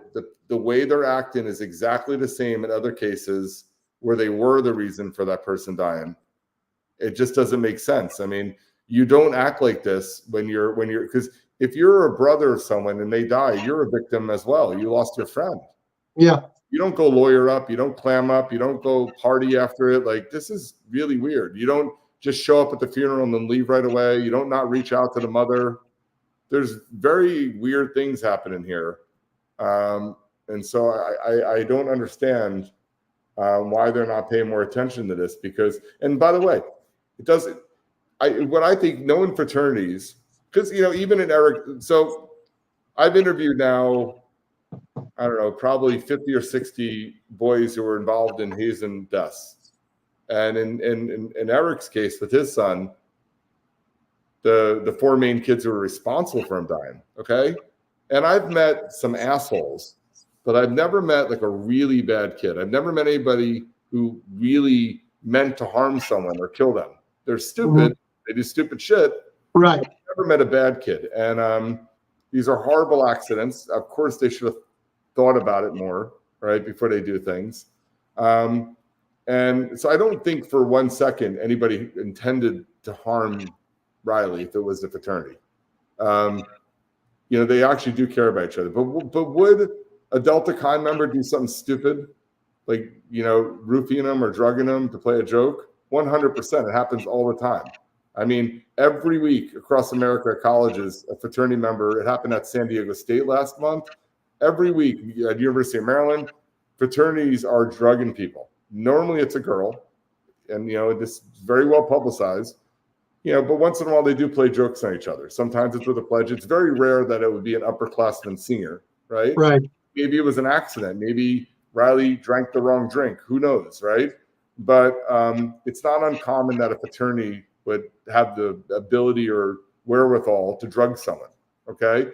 And, the theory of maybe they were doing something they weren't supposed to do, and it was, even if it was an accident, but they're clearly in protect the house mode right now, clearly, because they seem to only care about protecting the reputation of their fraternity more than they are of helping you guys find out what happened to Rilye. Yeah, I wondered in that News Nation bit that I saw in Banfield. Very sad story, but I didn't hear them. They just kept calling them fraternity. They never said the name of the fraternity, Delta Chi. Yeah. Yeah, you're right. I reached out to some of my contacts at News Nation and asked them if they could find out why they didn't, they didn't have a problem saying Luke Bryan's or, all these other places. Why not? That's interesting. You're right. I didn't think about that. Did you go to Luke Bryan's? Did I? Yes. The crazy part, no, not while I was in Nashville, but we were actually there in November, and I had dinner on the second floor and overlooked the bar. Been there before. So yes, it's an extremely well-run bar. And you obviously, there's cameras. I mean, literally every 10 everywhere. feet, it's everywhere. And so, we obviously, I find it crazy they're not sharing with you all the other cameras from all the other, because all the bars are like this. Everybody has, people watching that don't know, Broadway, probably, it's like Fort Knox. These bars have crazy cameras. So that's the other thing I find out.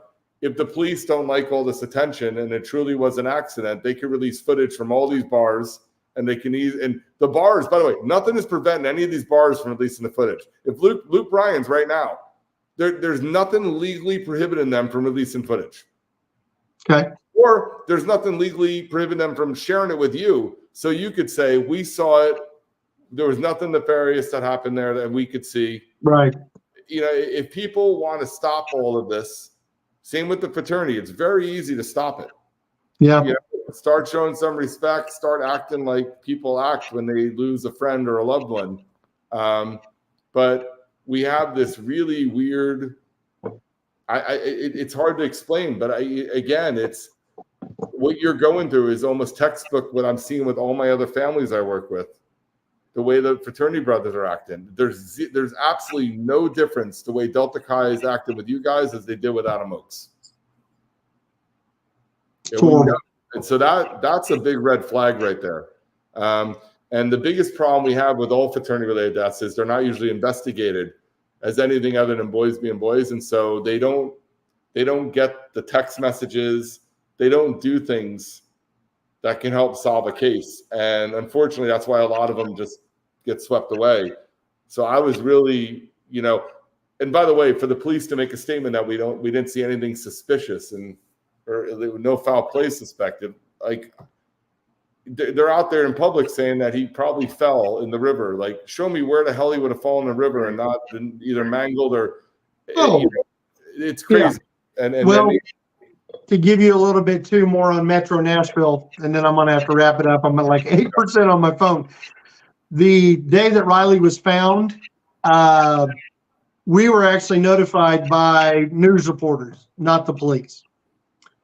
We were notified substantially, not just like 2 or 3 seconds, like minutes before. And the reason they were notified is because they were on their way to the police, the area over there at the river, for them to do their press conference. And that pissed me off. I'm like, you got to be kidding me. I was grateful that we had those phone calls, but yeah, we were notified. And then when the family went to the police station to do the official, report with the family, etc., Metro Nashville wanted that just to rubber stamp it, said they would do a press release, and the family probably didn't want to be there because all the news reporters and stuff. And I looked and I'm like, are you being serious right now? So when we got to the police station, They only handpicked a few of their local news reporters to come in and kept everybody else out. We were there. They wouldn't let us in. Exactly. No questions, nothing. Yep. I do have a question. I know you have limited battery left, but I do have a question that I get asked a lot, and if you're able to Sure. answer it, do you have an idea when the toxicology report's going to be back? We're just a little over 3 weeks in it right now, and realistically, other people that's been in Nashville that's went through this recently said it's a minimum of 8 to 12 weeks. And because I made the comment, I figured Nashville's finest would probably try to put a rush on it, but it seems to be that's pretty much the common core for what's going on in that state right now. Can you do your own, Chris? Because you guys did a second autopsy. We did, and even our person, the person that we had do ours was actually referred to us by our local funeral home. So, which was kind of nice. It's not somebody that Nashville referred. It was actually somebody here locally in Missouri that was referred it. And they said the same thing. I'm not sure what lab they're using. There's a good chance we may get ours before Nashville gets their official one for them. But they said, yeah, it could take 6 to 8 weeks on ours also. For the full report. That's what happened with us. It was 90 days. 90 days, 3 months. Well, and we were told, they even told us that even if, ours will be different, our personal one, but even if the report comes back, then it still has to go in front of a review committee or some BS like that, which could take another 2 weeks. And I'm like, holy crap, Batman. So, yeah, unfortunately, that is where we're at with the full autopsy and toxicology. Well, so give people an answer to at least shut them up for a few weeks. Yeah. Yeah, I mean, trust me, nobody wants it sooner or quicker than us. My biggest deal is I want to know the toxicology, but I also want to know how long he was in the river, because the other 2 people that was pulled out of the river, the coroner actually told the family that if there is, and I'm trying to remember how they phrased this, if somebody goes in the water and they are deceased, usually within 6 days they're up because of the lack of fluids, etc. So I'm like, okay, and it may have been flipped. I'm sure somebody's watching can give me that, but there is a definite time difference between going in and drowning and going in already deceased on what a body usually does in water. And I do know that when I got there that Wednesday is when they shut the dam, the lock, they call it a lock, but it's like a dam there on the Cumberland, to backfill, to unpressurize it so it would loosen up, possibly him. But I mean, that was Wednesday and they don't find him till Friday, which I thought was kind of odd. He should have been up within 24 hours of them back pressurizing that system. So once again, every time we get a kibble, we get a piece of the puzzle, we realize we have 100 more pieces that we don't know we didn't have. Well, I appreciate you coming on. Again, you can send the family my condolences. And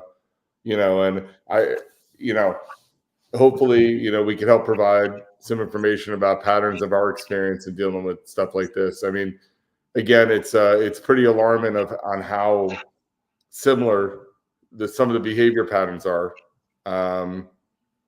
to hazing related deaths, or just not even hazing, just crimes in general with fraternities. I mean, right now with fraternities that just got thrown off campus at San Diego State, and there was one of the ones for sexual assault, and they're acting the same way. And so I just, if anything, it's a good warning for people who believe in fraternity life that something really needs to change there, because we actually had a lady that reached out to me, and I'm going to reach out to her and see if she wants to possibly talk to you guys, and especially you, sir. She lost her son at MU, I think 2 or 3 years ago, to a bad hazing incident. I'm sure, and it wasn't at Delta Chi, it was another fraternity, but when she reached out to me, and I'm not exaggerating, I've went through thousands of messages and emails, and because you have to look at every single thing that is sent to you, because if you don't, what if that was the thing that changed the case, you know? And she reached out to me, and I got to correspond with her a little bit. And she said they went 2 years, and she thanked me for doing what I'm doing. She goes, we weren't able to do what you're doing. They swept us underneath the rug. I think she said they went 2 or 3 years and still have no real clarification on what happened. And when she's telling me this, I'm thinking about you guys. We haven't even done this show yet.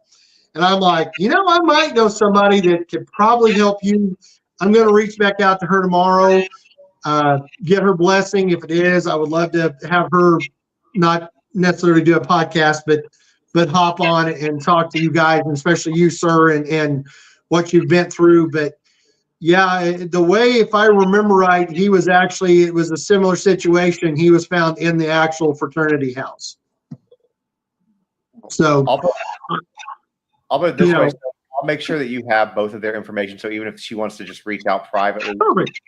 But at the same time, if she does want her story amplified or elevated, I'm happy to give her that.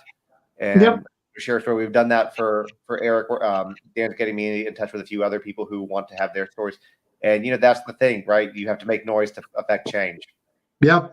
So like I said, I'm going to reach out to her, but I just, especially with meeting and talking to you guys tonight, I think it would be great therapeutically for her, whether she wants to do a show or not, at least talking to somebody, and she may be able to put you in the right direction to where you can go get her some help. So, but I'm just giving you guys a heads up. I'll reach out and see what she says.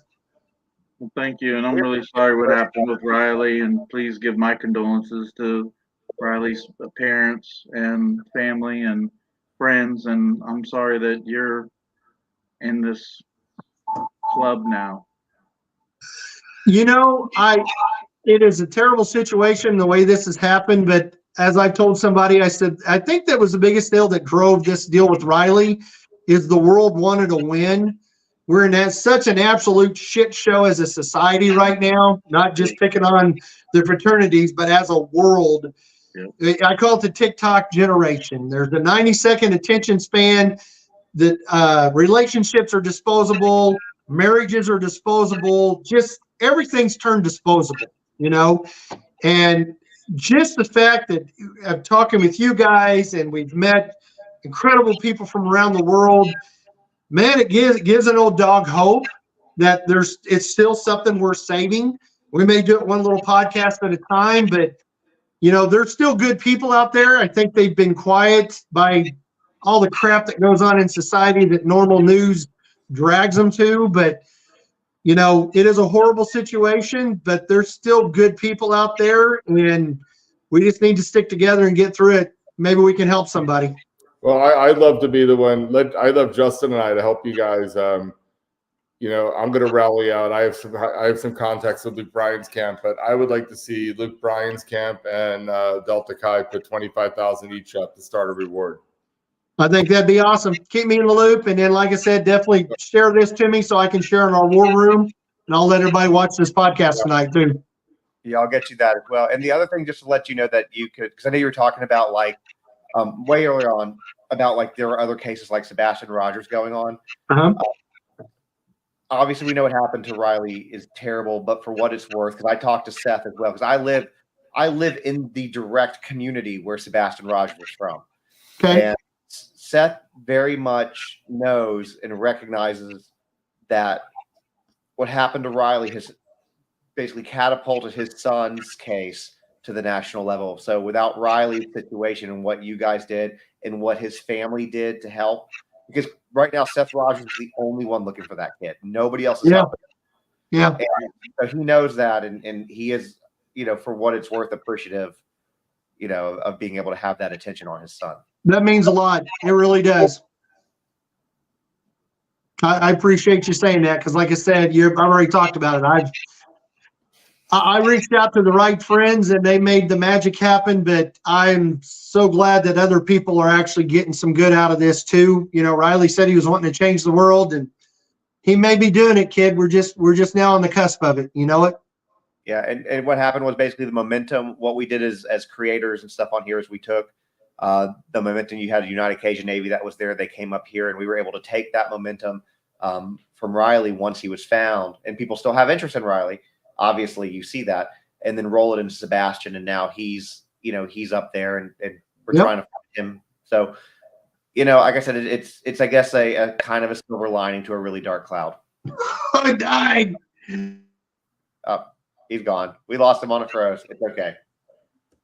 I mean, by them pulling other bodies out of the river too. I mean, I'm not going to start a conspiracy here, but there could be a serial killer there. No, they ruled it out. One of them was a jumper. They know the causes of some of those other deaths, so What they do. I think. Okay. But I just sent you, Justin. I texted. You should post all the emails for everybody in Delta Chi. We should have the viewers reach out to Delta Chi and tell them to help the family. They should be putting a reward up with Crime Stoppers to help get the answers on Rilye. Again, if they don't, then that stinks to high heaven as well.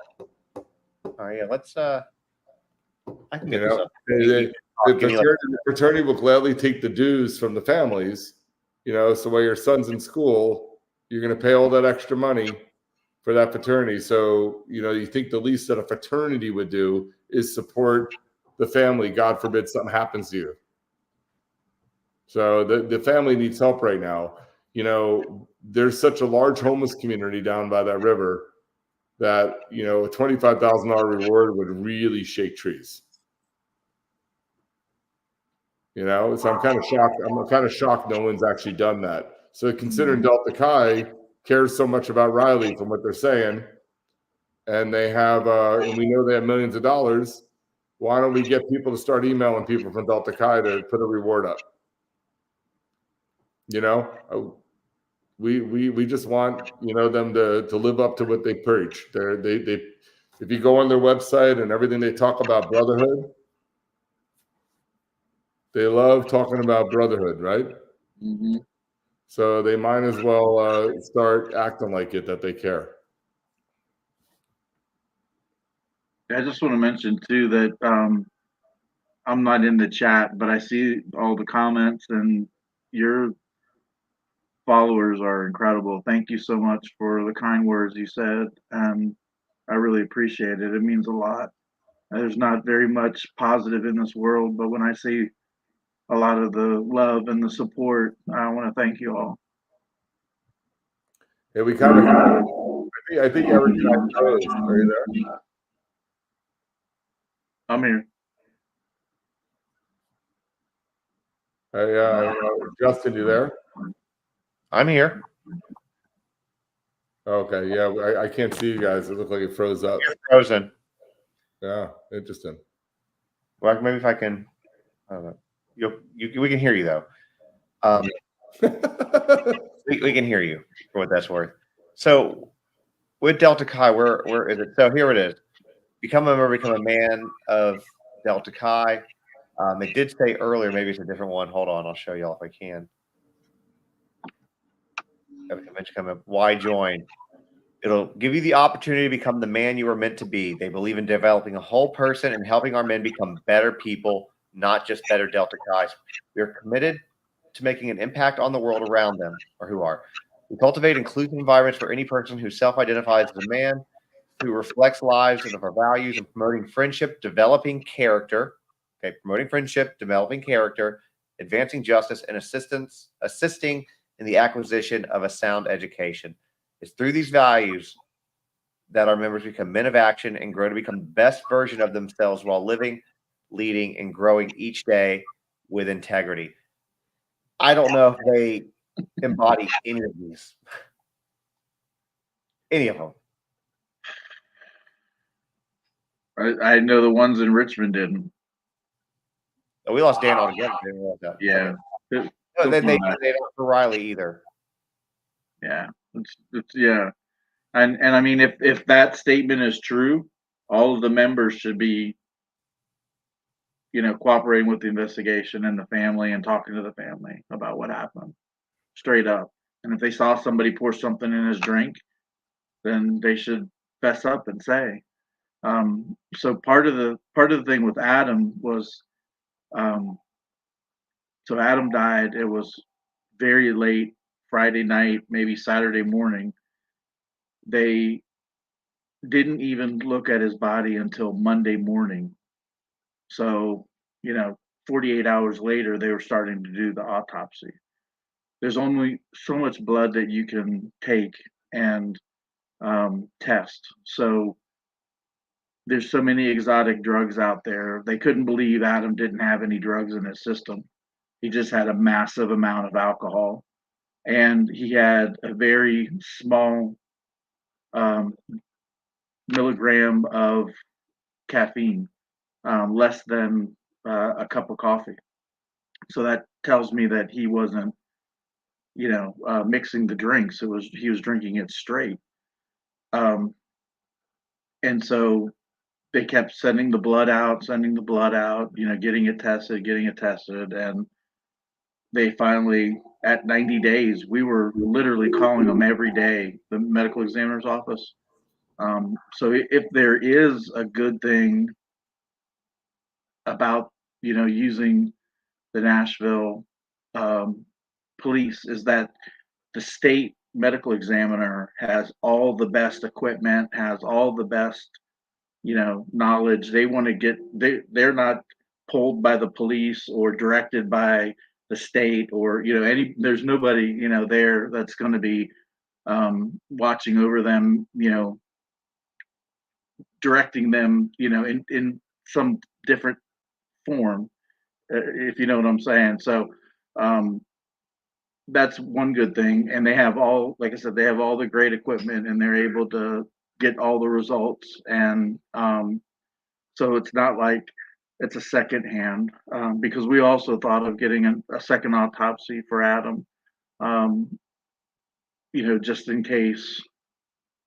I don't know, just in case. A lot of the stories early on were that he had been hit in the head, and he had blunt force trauma. And so for a week, we were going crazy thinking these guys, beat him.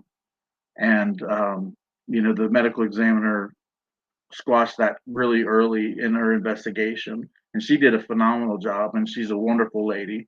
And I can't say enough good about her. And she wasn't pressured, provoked, nothing. I mean, she was steadfast. And they have a group where they have a meeting every morning. And so all of the forensic medical examiners get together, and they talk about their cases and what they're doing. So she got all of the information from all of, her colleagues. And so, I mean, they did what I thought was a stand-up job with the autopsy and the final report. But again, they tested it for every drug known, in the system, and he had nothing in his system except a huge amount of alcohol and a little bit of caffeine. What I want to say for for the people who are watching, because I saw somebody asking who don't know Adam's story or Eric's story, let me just kind of bring you up to speed. Adam was a Delta Chi pledge for one day at VCU in Virginia. And basically they targeted him and bullied him because he was bigger than some of the other guys. They said that they had a big drink for a big boy. And what was his BAC? 0.419. 0.419, which is absolutely insane. They basically poisoned him to death and partied over his body. Now, if you want to hear, there's a couple ways that you can hear this story. One is Daniel, and I'll post a link in the chat again, did a film called The Death of a Pledge. It's about Adam, and it's 22 minutes long, give or take, and it's phenomenally well done, and I would say that even if he wasn't here.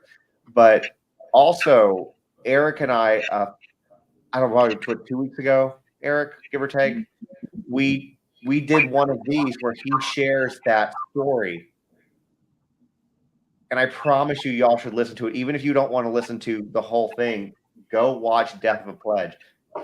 Adam's story deserves to be heard. It needs to be heard. I rolled the audio over to a podcast on my podcast, 50 Words Merch. If you want to watch it or listen to it during your commute, But you talk about certain stories and situations, and their stories need to be heard.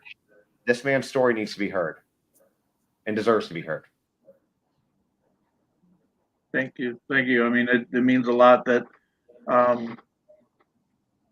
you care. Because there's so many people that are just like, oh, another frat, whatever, boys being boys. And the police have that mentality, and the DAs have that mentality, and they're scared to take something to trial because they're going to lose, if there's one person on the jury that says it's boys being boys, or, that's what I did when I was in a fraternity. The challenge with boys rhetoric is dangerous. It's dangerous in your situation. It's often used when guys are inappropriate with women or girls, just boys being boys. And it's something that we really need to get away from. And he was targeted. He was bullied. That's what it was. And being bullied is not boys being boys. That's assholes being assholes. Right. And from everything that I've learned, everything that I know about you, you are one of the sweetest people I've ever met. And what I've learned about your son is he was just a big kid. Like, y'all, when they took his phone, sorry, I just got a text from you. I saw what you said. I'll change the headphones. Back to me, guys. When they took his phone, there was nothing bad in his phone. It was Pokemon and pictures of his little cousin. Like, he was just a sweet, kind kid. He was never mean to anyone else, and and if people that were mean to him or did say something like in high school about his size, he would just ignore them and he wouldn't hang out with them. But then, he would just push them aside, so to speak. And but just to be targeted by your size or made fun of, and I mean, I don't know. It was just crazy because we kept asking for the police to get their phones, and I think they don't. Part of me thinks they didn't want to see what was on their phones because they would see exactly that they were targeting him, and things that they were saying about his size. So that would have opened up a whole additional possibility for additional crimes or more targeted hate crimes of some. But I don't think hate crimes is about somebody's size. At least not in Virginia, it isn't. That was so interesting.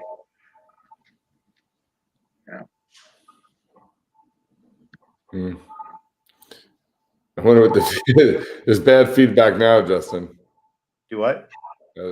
Something's interfering with something. I'm having issues with it, though. Yeah. I think someone just said horrible human beings. I mean, here's the thing about fraternities. I mean, a lot of these kids are really good kids. The system has somehow changed, and it's become a really toxic environment. And that needs to change. We need to change what fraternities stand for. We need to fix them, or they need to go away. And it goes from everything from what happened to Adam, because we know that they were responsible for his death, to even in the case of Rilye, it's all related, because the behavior of the fraternity after they lost their brother and their friend is just disgusting. And so, again, I fell off when Justin was showing their website, but show me on that website, when you're seeing all of the stuff that they claim about brotherhood and stuff, where is all that? Where's the brotherhood in the case of Rilye? Where's the brotherhood in the case of Adam Oakes? Eric Oakes is the kindest man in the world. He made sure, he didn't put those brothers in jail. I wouldn't be so kind to Delta Chi if I lost my son at their hands. And he's even been trying to work something out with them, to work with them in the future if they show that they're serious. You guys want us to help fix it. Great. Show you're serious and let's work together. They could start right now by showing to the world that they care about what happened to Rilye Strain, and they should put a reward out for information about what happened to Rilye. Go ahead. Start showing the world you care.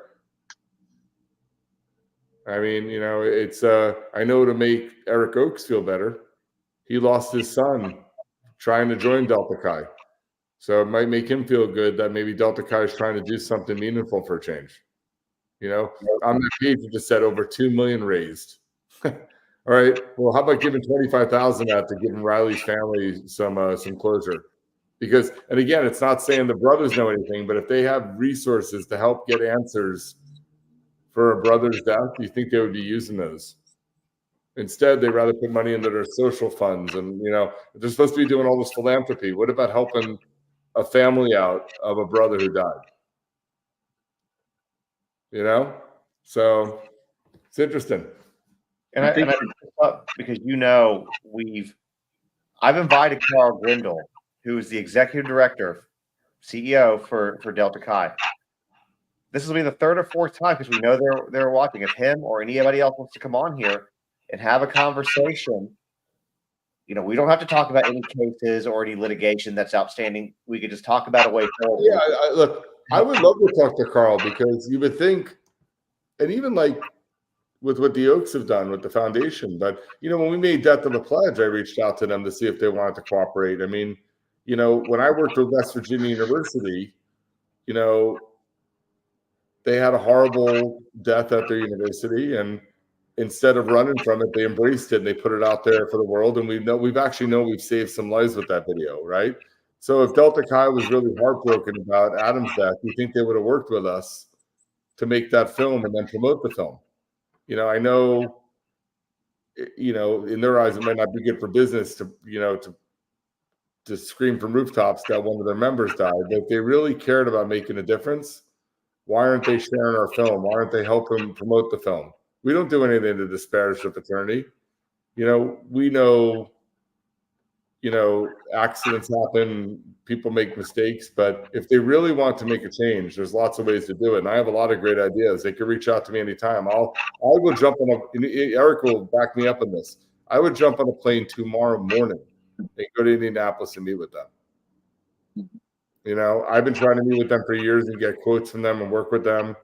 You know, so unfortunately, we have to resort to calling them out now in the public to try to meet with us, to try to work with me. And, you know, or at a bare minimum, now I'm trying to hold them accountable. You know, you had a member who just died under mysterious circumstances. It's got a lot of media attention. And in this case, more so than even others that I've seen, you know, there's been $125,000 reward out there for information about what happened to Tucker Hips. But I think this one, considering the large amount of homeless in that area, a $25,000 reward might actually do the trick to get in the bottom of this. So, you know, why don't you help us, you know, have a cushy, you know, feeling about Delta Chi? Why doesn't Delta Chi do something good to try to help out a brother's family who are in pain right now, who want to get closure and move on with their life? You know, and then after that, they can also then take the next step and maybe do what's right and settle their lawsuit with the Oakes family. That'd be great. So they can start having closure. You know, and so it's, you know, I just have a real problem with what's happened to the fraternity system. It's not the world it's not the system that I belong to, you know, 30 years ago. I honestly don't know what's gotten into them. They don't do the right thing. You know, if these are horrible accidents like they try to tell everybody they are, then why are they not embracing the families and trying to support the families and then trying to make real change, doing things that really would change the way things are done? You know, when we all grew up, there were no, well, maybe not you, Justin, but when Eric and I grew up, there were no seatbelt laws. And then there was evidence and proof to show that, you know, seatbelts can save lives, and more importantly, that cars, you know, were more sophisticated and more people were dying in car accidents, so they implemented a seatbelt law. We know that Gen Zers are not like any other generation, and we know that with the invention of social media, there's a lot of evidence to support social media has taken hazing and other nefarious activity in fraternities to a whole nother level. And we also know kids today are a little different than they were in the 60s and 70s and 80s. So we know that the way they run these fraternities and the structure has to change. And they don't want to change. We know Big Little Night has to go away. We know Hell Week has to go away. We know the term pledge and what pledging is has to change. We're not saying don't have fun, don't throw parties. Hell, I'm not even telling them not to do drugs. But the barbaric behavior and some of the things that they do has to change, because the structure of it, we do know now that putting 50, 18 to 21-year-olds in a house with drugs and alcohol is not a good thing. But yet they still do it. And their only answer is hazing prevention and hazing education they do that we know doesn't work. That's kind of old and antiquated. They're not making a valiant effort, in my opinion, to create change. I think I've done more research on fraternities between myself and actually Adam's cousin, Courtney White. She is the only person to hold a doctorate in this. And yet national fraternities aren't, you would think nationals would be lined up outside the door of my office to say, tell me what you know. And by the way, Eric will tell you firsthand, we work with a lot of universities, but I've never asked for a penny, right? And nor credit. There was I'm not going to name the university, but we were working with a university, and I was offering to give them everything I know, like a total knowledge dump, and also a dump of even footage and everything. And I didn't want a thing for it. Didn't want credit, didn't want money, nothing. And they still didn't even want to hear it. It's utterly insane when people really find out that the entire system is broken. We're not talking about, it's not just Delta Chi, the Greek system, but the universities don't want things to change. They want to just keep going like this. And as long as it keeps going, we're going to have instances like this. And that's what I speak a lot like this, because I want people to be aware that if you want to join a fraternity or whatever, to go have fun or whatever, but know the risks of it. And the parents should know that, this is not a real brotherhood. The notion of a real brotherhood is gone many years ago. These are glorified drinking clubs that act like gangs. And I challenge any national fraternity to come on your show with me.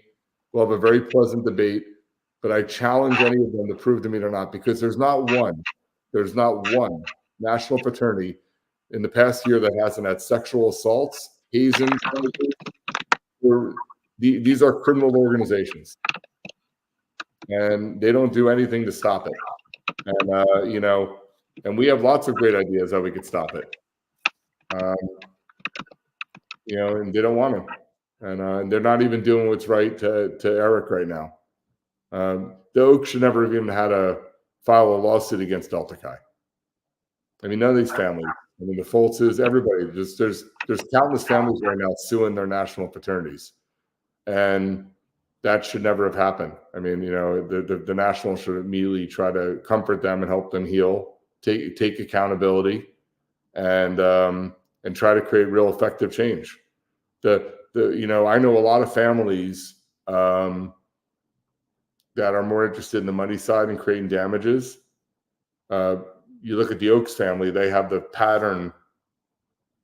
They've been trying to create change and accountability. Look how they handled the boys.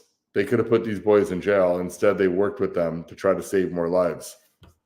Delta Chi should only be so lucky to have this happen to a family like theirs. The real effective change can be created here if they, embrace what happened and they listen to the Oaks. I doubt that'll happen. They're going to want to write a check and move on. And I want it to be pointed out too that that this is only an issue with white fraternities. No. I mean, so you brought that up the other day. I wasn't on your show. So, first of all organizations haze. All of them. Soccer team, football team, wrestling, student council. There's hazing everywhere now. When it comes to Greek life, though, with fraternities, we do see the more barbaric stuff in white fraternities. And the reason why is because they have houses. Most of the black fraternities don't have houses, right? So we now have evidence. We could show that it's the houses, putting these boys unsupervised in these houses with their notion of what Greek life is. Because the current generation of kids see Greek life as something as different than what we all saw it as, or what it was originally started as. So when they have that attitude and putting these kids unsupervised in house, we know what happens. So the reason you don't see some of this behavior and deaths with like a black fraternity is because they don't have a fraternity house. They have different ways of hazing. So they do a lot of physical stuff. It's more like calisthenics and military. They do branding. A lot of the black fraternities brand each other, but we're not seeing the deaths because the deaths mostly occur, in these organized settings. It's very hard. You kind of break it up a little bit when they don't have a place to congregate. It is made harder. Now, in Eric's case, his son Adam died at an off-campus fraternity house. It was a annex house. It was 4 of the brothers lived there, or 3 of the brothers, Eric? I can't remember. 3 brothers, yeah. It wasn't the official house. Makes life a little more difficult, but there's a lot of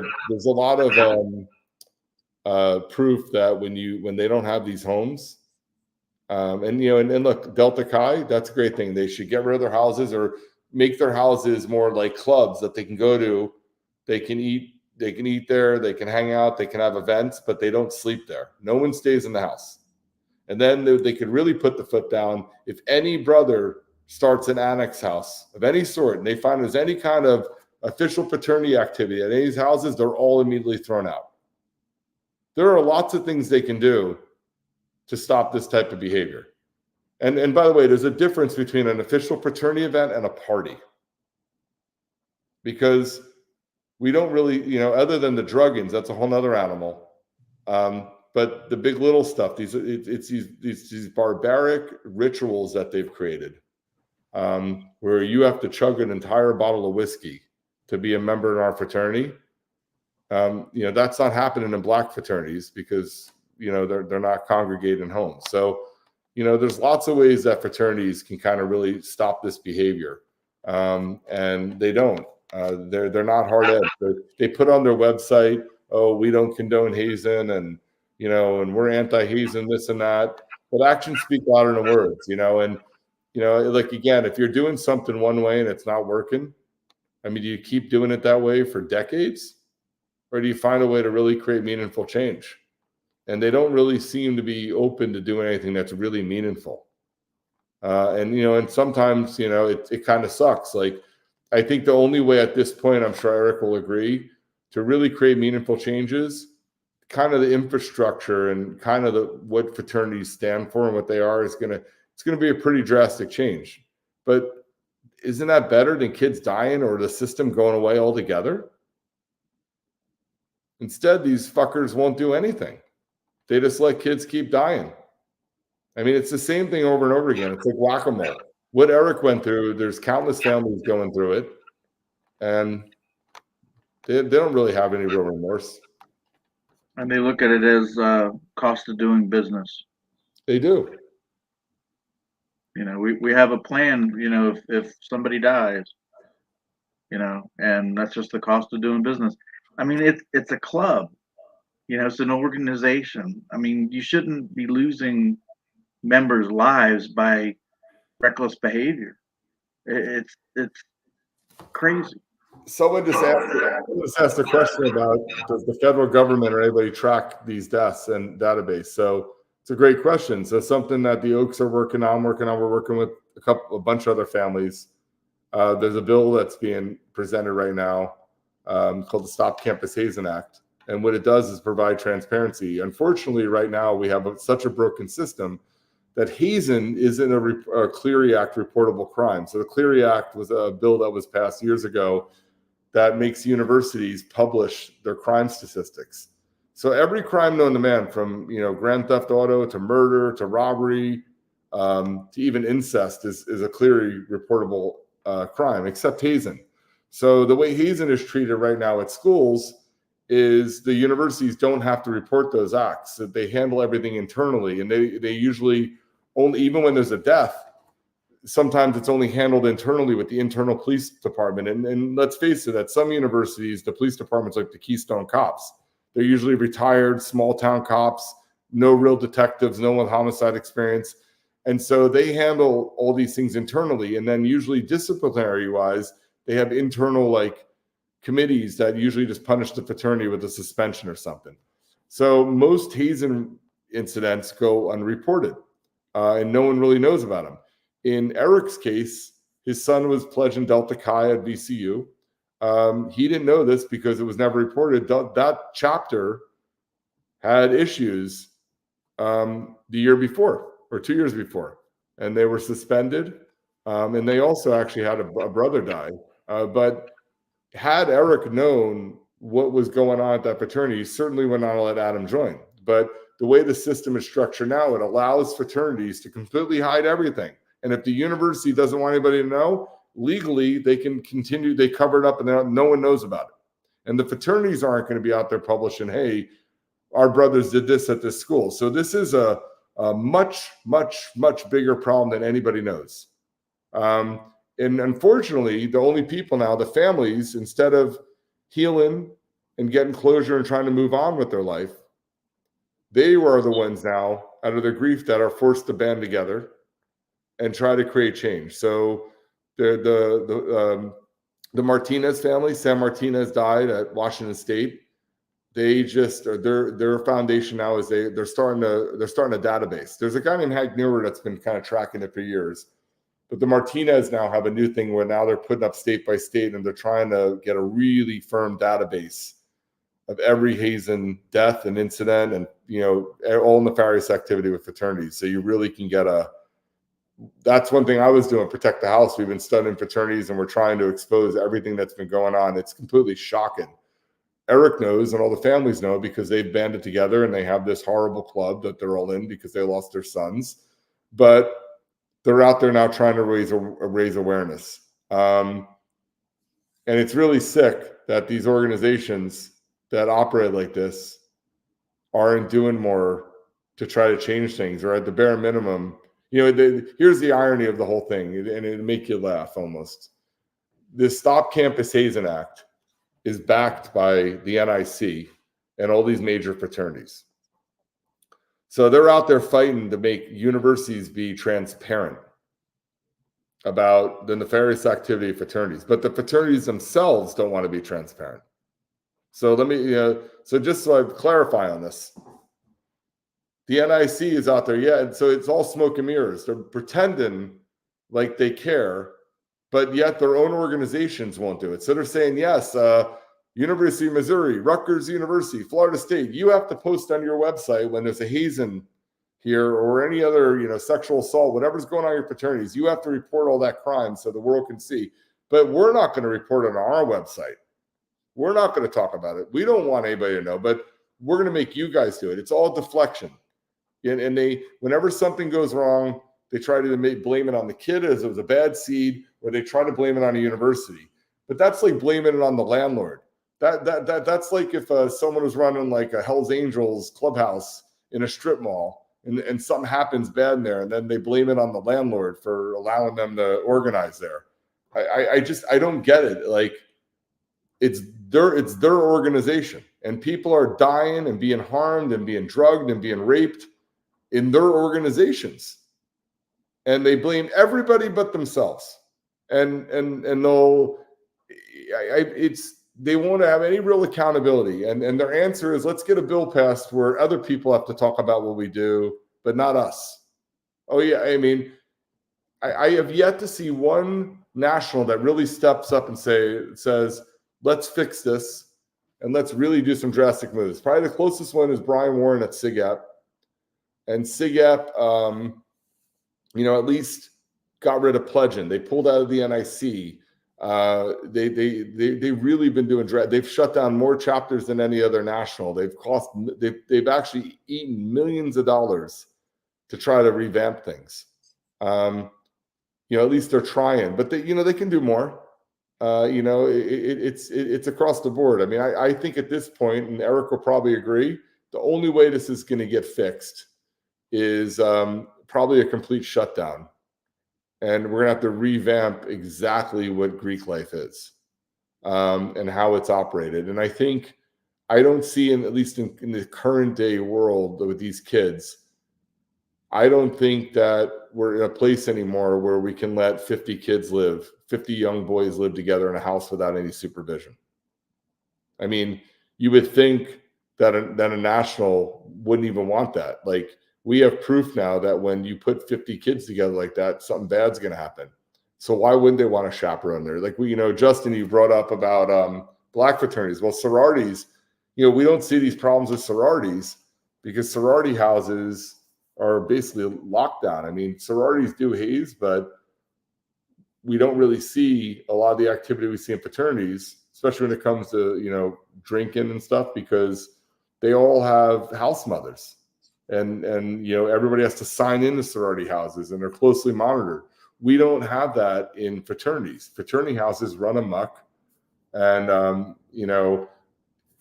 only in the Greek life organization do we have 18, 19, and 20-year-olds self-managing themselves in these types of situations. And we already know that from a medical standpoint, 19-year-olds and 20-year-olds don't have the brain capacity to do that. The frontal cortex isn't fully developed yet till they're 25.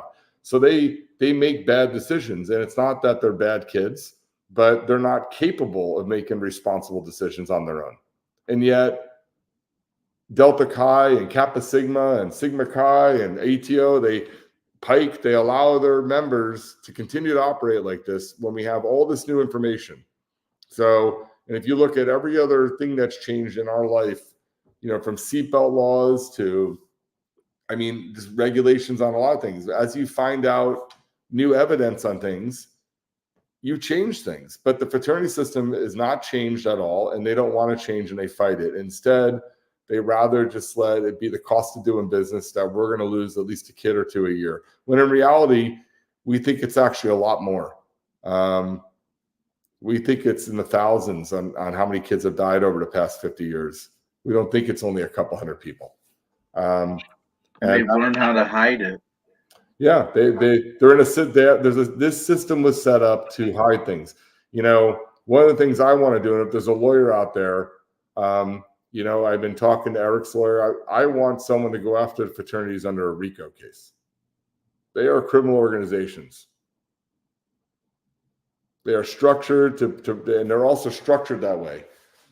Fraternities structure themselves to avoid all liability from anybody who has anything to do with it.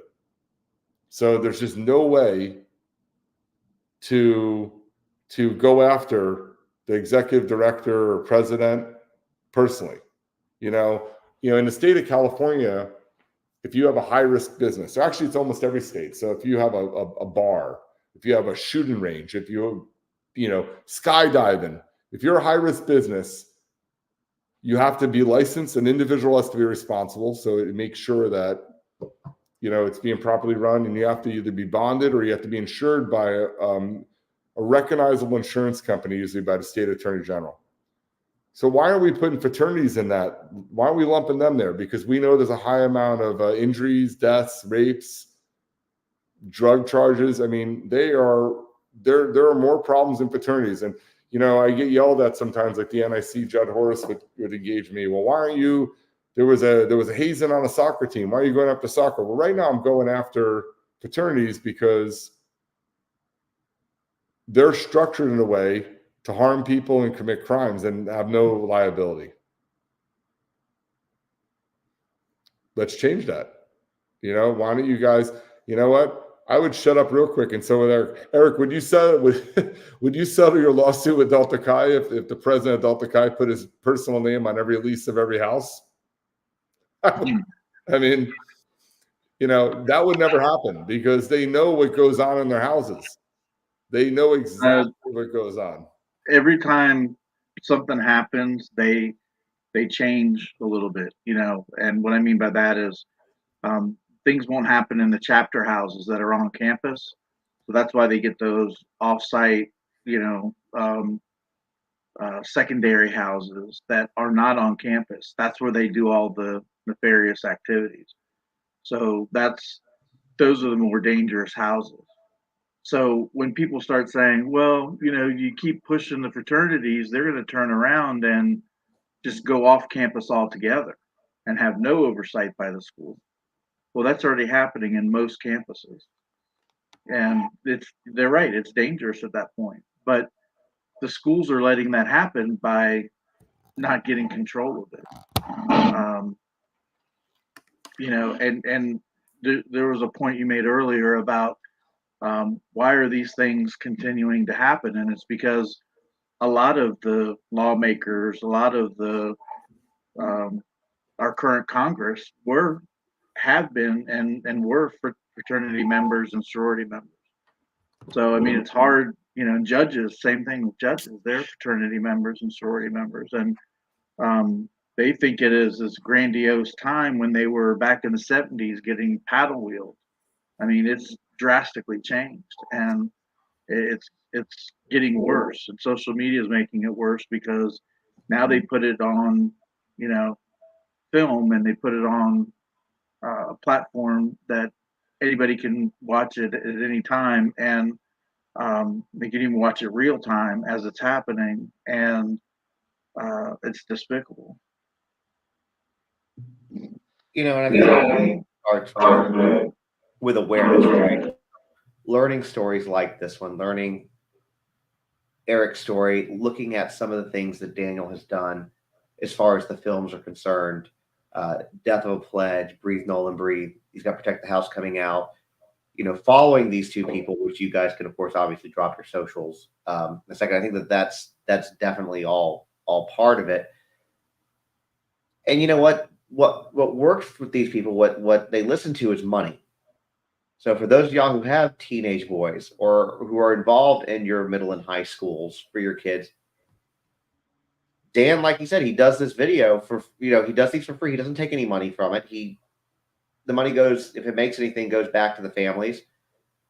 But it's supposed to be used as an educational tool. And every school should be showing this starting, I would almost say as soon as 8th grade would be a good time to really start showing it. So those are things. That's what Eric's doing. Eric's starting in the middle schools now. They're educating people there. I think it's a good place. And that's what you guys can do if you're involved in your kid's school. That's just one thing that you can do to make a difference. Yeah, in Virginia, we just passed a law that says all school districts in Virginia, I think it's like 134 school districts, have to have hazing prevention education, either 9th or 10th grade in health class. So it's mandatory that it has to happen. And it's sad that it's supposed to be happening already, but if it's not mandatory, if it's not part of your standard of learning, then at SOL, then they're not going to make it a priority. And now they have to, because it is a standard of learning in Virginia, which is awesome. And if anyone, I see a lot of people saying that they have kids that are, you know, teenage and going to college soon. Yeah, have them watch the video. Even show it to your son or daughter's, you know, government class, or trying to think of a senior class that everybody takes. You know, yeah, exactly. There's some downtime towards the end of the year. Let them watch it before they go off to college. You know, so they can just be better prepared. It's 20 minutes of captivating. Very easy to watch. Oh, it's not easy to watch, but it's. Well, you know what I mean, though. It's easy, but it gets your attention. So yeah, it's not an easy subject. It's not an easy topic, but it's something that holds your attention. Would hold the kids' attention. I mean, that's what you designed it for, right? So, and I think it's a very effective piece. On Tuesday, we're presenting to 400 seniors at Langley High School. That's going to be a really good, you know, exposure. I mean, there's 400 kids that wouldn't have gotten it before, and now they're gonna see it because they're doing it in the middle of a class. So you have to go in and check in, and then you go to the auditorium for our presentation, and then you go back to your class before the end of class. So by doing that, they're, you know, nobody's skipping and nobody's, you know, getting out of it. So we're real happy to be able to have that opportunity to go and speak to 400 young minds, and they'll see the movie. Fraternity's entire business model is based on them getting usually 30 to 40 new members a semester. So this Eric could be a lunatic and educating kids everywhere, but if fraternities want to find 30 or 40 kids that are gullible and will fall for this shit, it's very easy to do that. So that's why for me, like, I appreciate what the Oaks are doing and all these families, but I think these guys should be worried about themselves and trying to heal and try to find a way to live their life without having Adam, and they shouldn't be out there educating anybody. The people in these organizations shouldn't let anybody join. They should be doing it. Like, why is Delta Chi not making Death of a Pledge mandatory to watch before they join? Like, they could be doing a lot more to stop to end hazing, because the kids that will voluntarily show up, or the kids that were doing in high school that learn, great, we could start whacking at them. Maybe some of them will get smart and not join, but they'll still find 30 or 40 kids that don't know anything. So until the organization start getting with the program and wanting to create change, nothing's going to happen. It's going to keep going. We're going to keep seeing deaths because we possibly couldn't get to millions of kids that go to college. We never could get, the reach will never get that way. They're always going to find kids that don't really know what's going on. They're going to fall for the bullshit on the websites. So that's why I'm calling on them. If you guys really want to create change, great. Let's have an open debate about it. Let's talk about things we could do together and then actually do it. You know, it's, again, we gave shit to Delta Chi for not looking for Rilye. Well, now we can give them shit at a higher level for not doing more to end hazing. Because they can do more and they're not. And they do just enough where they have a good story to act like they're trying. And then that's it, you know? So, all right, well, I gotta go to bed. And Eric, it's 1 o'clock at 1:30 in the morning for you. Right. Just give him a second win. Justin, I appreciate you for constantly Absolutely on top of this, because I think you understand how important this is now, and you're starting to see it.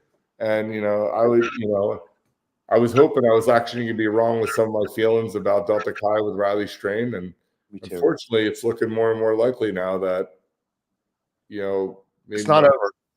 My initial gut feeling could be right with maybe people do know more, and that's just horrible. I think you asked, from what I know about like what these parents go through, and I probably can say this for Eric, I think one of the hardest things for him to deal with is that he was with his brothers and they could have gotten him help. Like almost every boy that I've covered a story, almost all of them could have been saved. So if what's on Delta Chi's website is true, 100% Adam Oakes would be alive today. They don't look after each other. They sat there and watched him die and they didn't do a damn thing. Rilye too. They should have left the bar with him and walked him home, walked him back to the hotel. A true brother would have done that. But they weren't true brothers. They weren't even his friends. They didn't. It didn't. He didn't. I hate to sound so crass about it. I think that if Chris was still here, you could say it. They didn't care enough about him to do it. And there are people in fraternities that are there just because they pay their dues. And these are drinking clubs. Yeah, the drinking clubs. And just like you can tell that Adam was a sweet, good-hearted child, good-hearted kid. I've not heard, and usually when these types of things come out, people who know them will come out and say, you'll hear not one negative thing has been uttered about Rilye Strain. Everything that I've heard about him overall is that he is just a good-hearted, sweet kid, just getting ready to start life, and it's sad. But I know you got to go to bed. I know he's got to try to sleep, and I don't think he slept in probably years at this point. But I appreciate it, Dan. It's been a few weeks since we've done this, and I appreciate you coming on and helping, provide this education, because what you do is so valuable. Thank you. Yeah, thanks. And please share my contact information with Rilye's family on my phone number, my emails, whatever. Real quick before we drop foundation information, how they can follow you on social media for anybody who wants to, and then you too, Dan. Yeah, absolutely. We're on Twitter, Love Like Adam Foundation. We're also on Instagram. TikTok, Love Like Adam, not foundation, but just Love Like Adam. And then we also are on Facebook, Love Like Adam Foundation. So please follow us. I mean, we won't fill your inbox with a bunch of nonsense, but every once in a while something comes up, and we do like to promote what we're doing with the foundation. So thank you all. Yep. And well, Dan, since he's not promoting because he is on Insta as DC3 director, he doesn't care. He doesn't care. And then on TikTok, which he's maybe getting better at. Yeah, you know, you'll find him. He's out there. He doesn't. I like telling other people's stories, but I'm here to get the work. And by the way, if anybody's watching this and is aware of Adam Oakes' story and they know maybe stuff that hasn't been out there, I'm sure Eric would like to hear, because as we're learning now, we thought we kind of knew everything, and now new details are coming out that maybe we don't really know what happened to Adam that night. And so if anybody does know, it'd be great if they would come forward and talk to the Oaks. I agree. Well, again, thank you guys. We'll be doing it again soon, I'm quite sure. This is far from over. Yeah. All right, guys. Appreciate it. Good night, Justin. Eric, I'm sure I'll talk to you the next day. Thanks again, Justin. Tomorrow you'll be with somebody really cool, and I'll be like, whatever. So, Cameron Crowe picture. What are you doing to us over here? I got to work. With Cameron Crowe today. That was kind of a Peter Frampton. That was a bucket list. I mean, he's my favorite director by a mile. He's badass. Yeah. By the way, he showed me audition tapes from Almost Famous today, and I'm sworn to secrecy, but I saw the original audition tapes of the original. It was before it was Kate Hudson, I knew who it was, and then before it was Billy Crudup, I knew who it was, and it blew our mind, and it was unbelievable to see all that today. Well, thanks for saying that, and not telling us. Oh my God! Yeah. But I'm glad it landed on those two, because they did. Oh my! Yeah, he even said, "Yeah." Well, by the way, the one that was supposed to be Billy Crudup's character was a major star, like major. And it turned out great that it wasn't him, and because Billy Crudup really channeled that character, and it's just talking about luck. Who was that age back then? I think I could tell you it was Brad Pitt. Okay, I was thinking Leo DiCaprio. I mean Brad Pitt took the movie with Julia Roberts instead. But it's crazy, right? So I mean, it's like crazy stories, but. It's such an honor to meet him. I mean, what a crazy week it's been. But yeah, I this is the stuff that I'm passionate about, and I want to help people like Eric and and now Riley's family and the Diversities and everybody else we work with. But it's this is out of everything you're dealing with, Justin, in your world, all these crazy cases, this is the one thing that really could just end. I mean, the fraternity stuff, it's bullshit. It's really, I mean, they're buying friends. These are fake clubs. They're not even real anymore. I mean, this shit should end. So. I like what you said, that they're just glorified drinking clubs. Of course they are. That's basically what they are. Yep. Some are glorified raping clubs. And by the way, the schools, not one university gives a shit. There's a major university that I consult, and they're not even listening to me, and they have the shit hitting the fan there. Multiple people go in the hospital. Crazy situation. They had a recent death there, and I brought the Love Like Adam Foundation, and I brought Eric and Courtney in to try to consult immediately, have an emergency session with the students, and they didn't even follow up. They don't care. We gave them an action plan of 9 steps, 9 things to do every day for the week. And I'm hoping they took that and did it themselves. No, they're playing you, Eric. What they're doing is they're playing us, because if something then happens, now they have another death, they can say, well, we consulted with the Love Like Adam Foundation. We were trying everything, but they didn't take you up on an offer. And by the way, we were offering free of charge to do this. We were going to fly over there and meet with them and go through a 2-week, very intensive, I won't say action plan, but risk management plan, and it was very robust. Let's put it that And way. on a scale of 1 to 10, what this university is going through is a solid 9.5.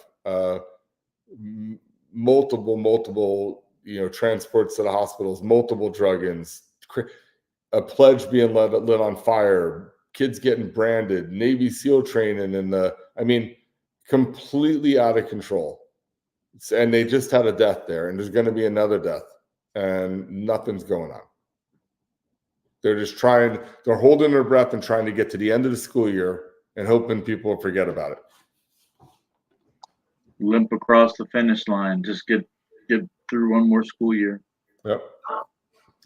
Well, I appreciate everybody. So help the Love Like Adam Foundation out, because they're going to try to change shit. So we're going to try and change it. Hopefully Virginia will just be the start, and then we can start working with other states around, and help them and give them some kind of template so they could start to implement and understand, and like Justin said, make awareness, bring awareness and talk about bystander, the importance of, getting help for somebody, because Adam would still be here today if somebody had just called.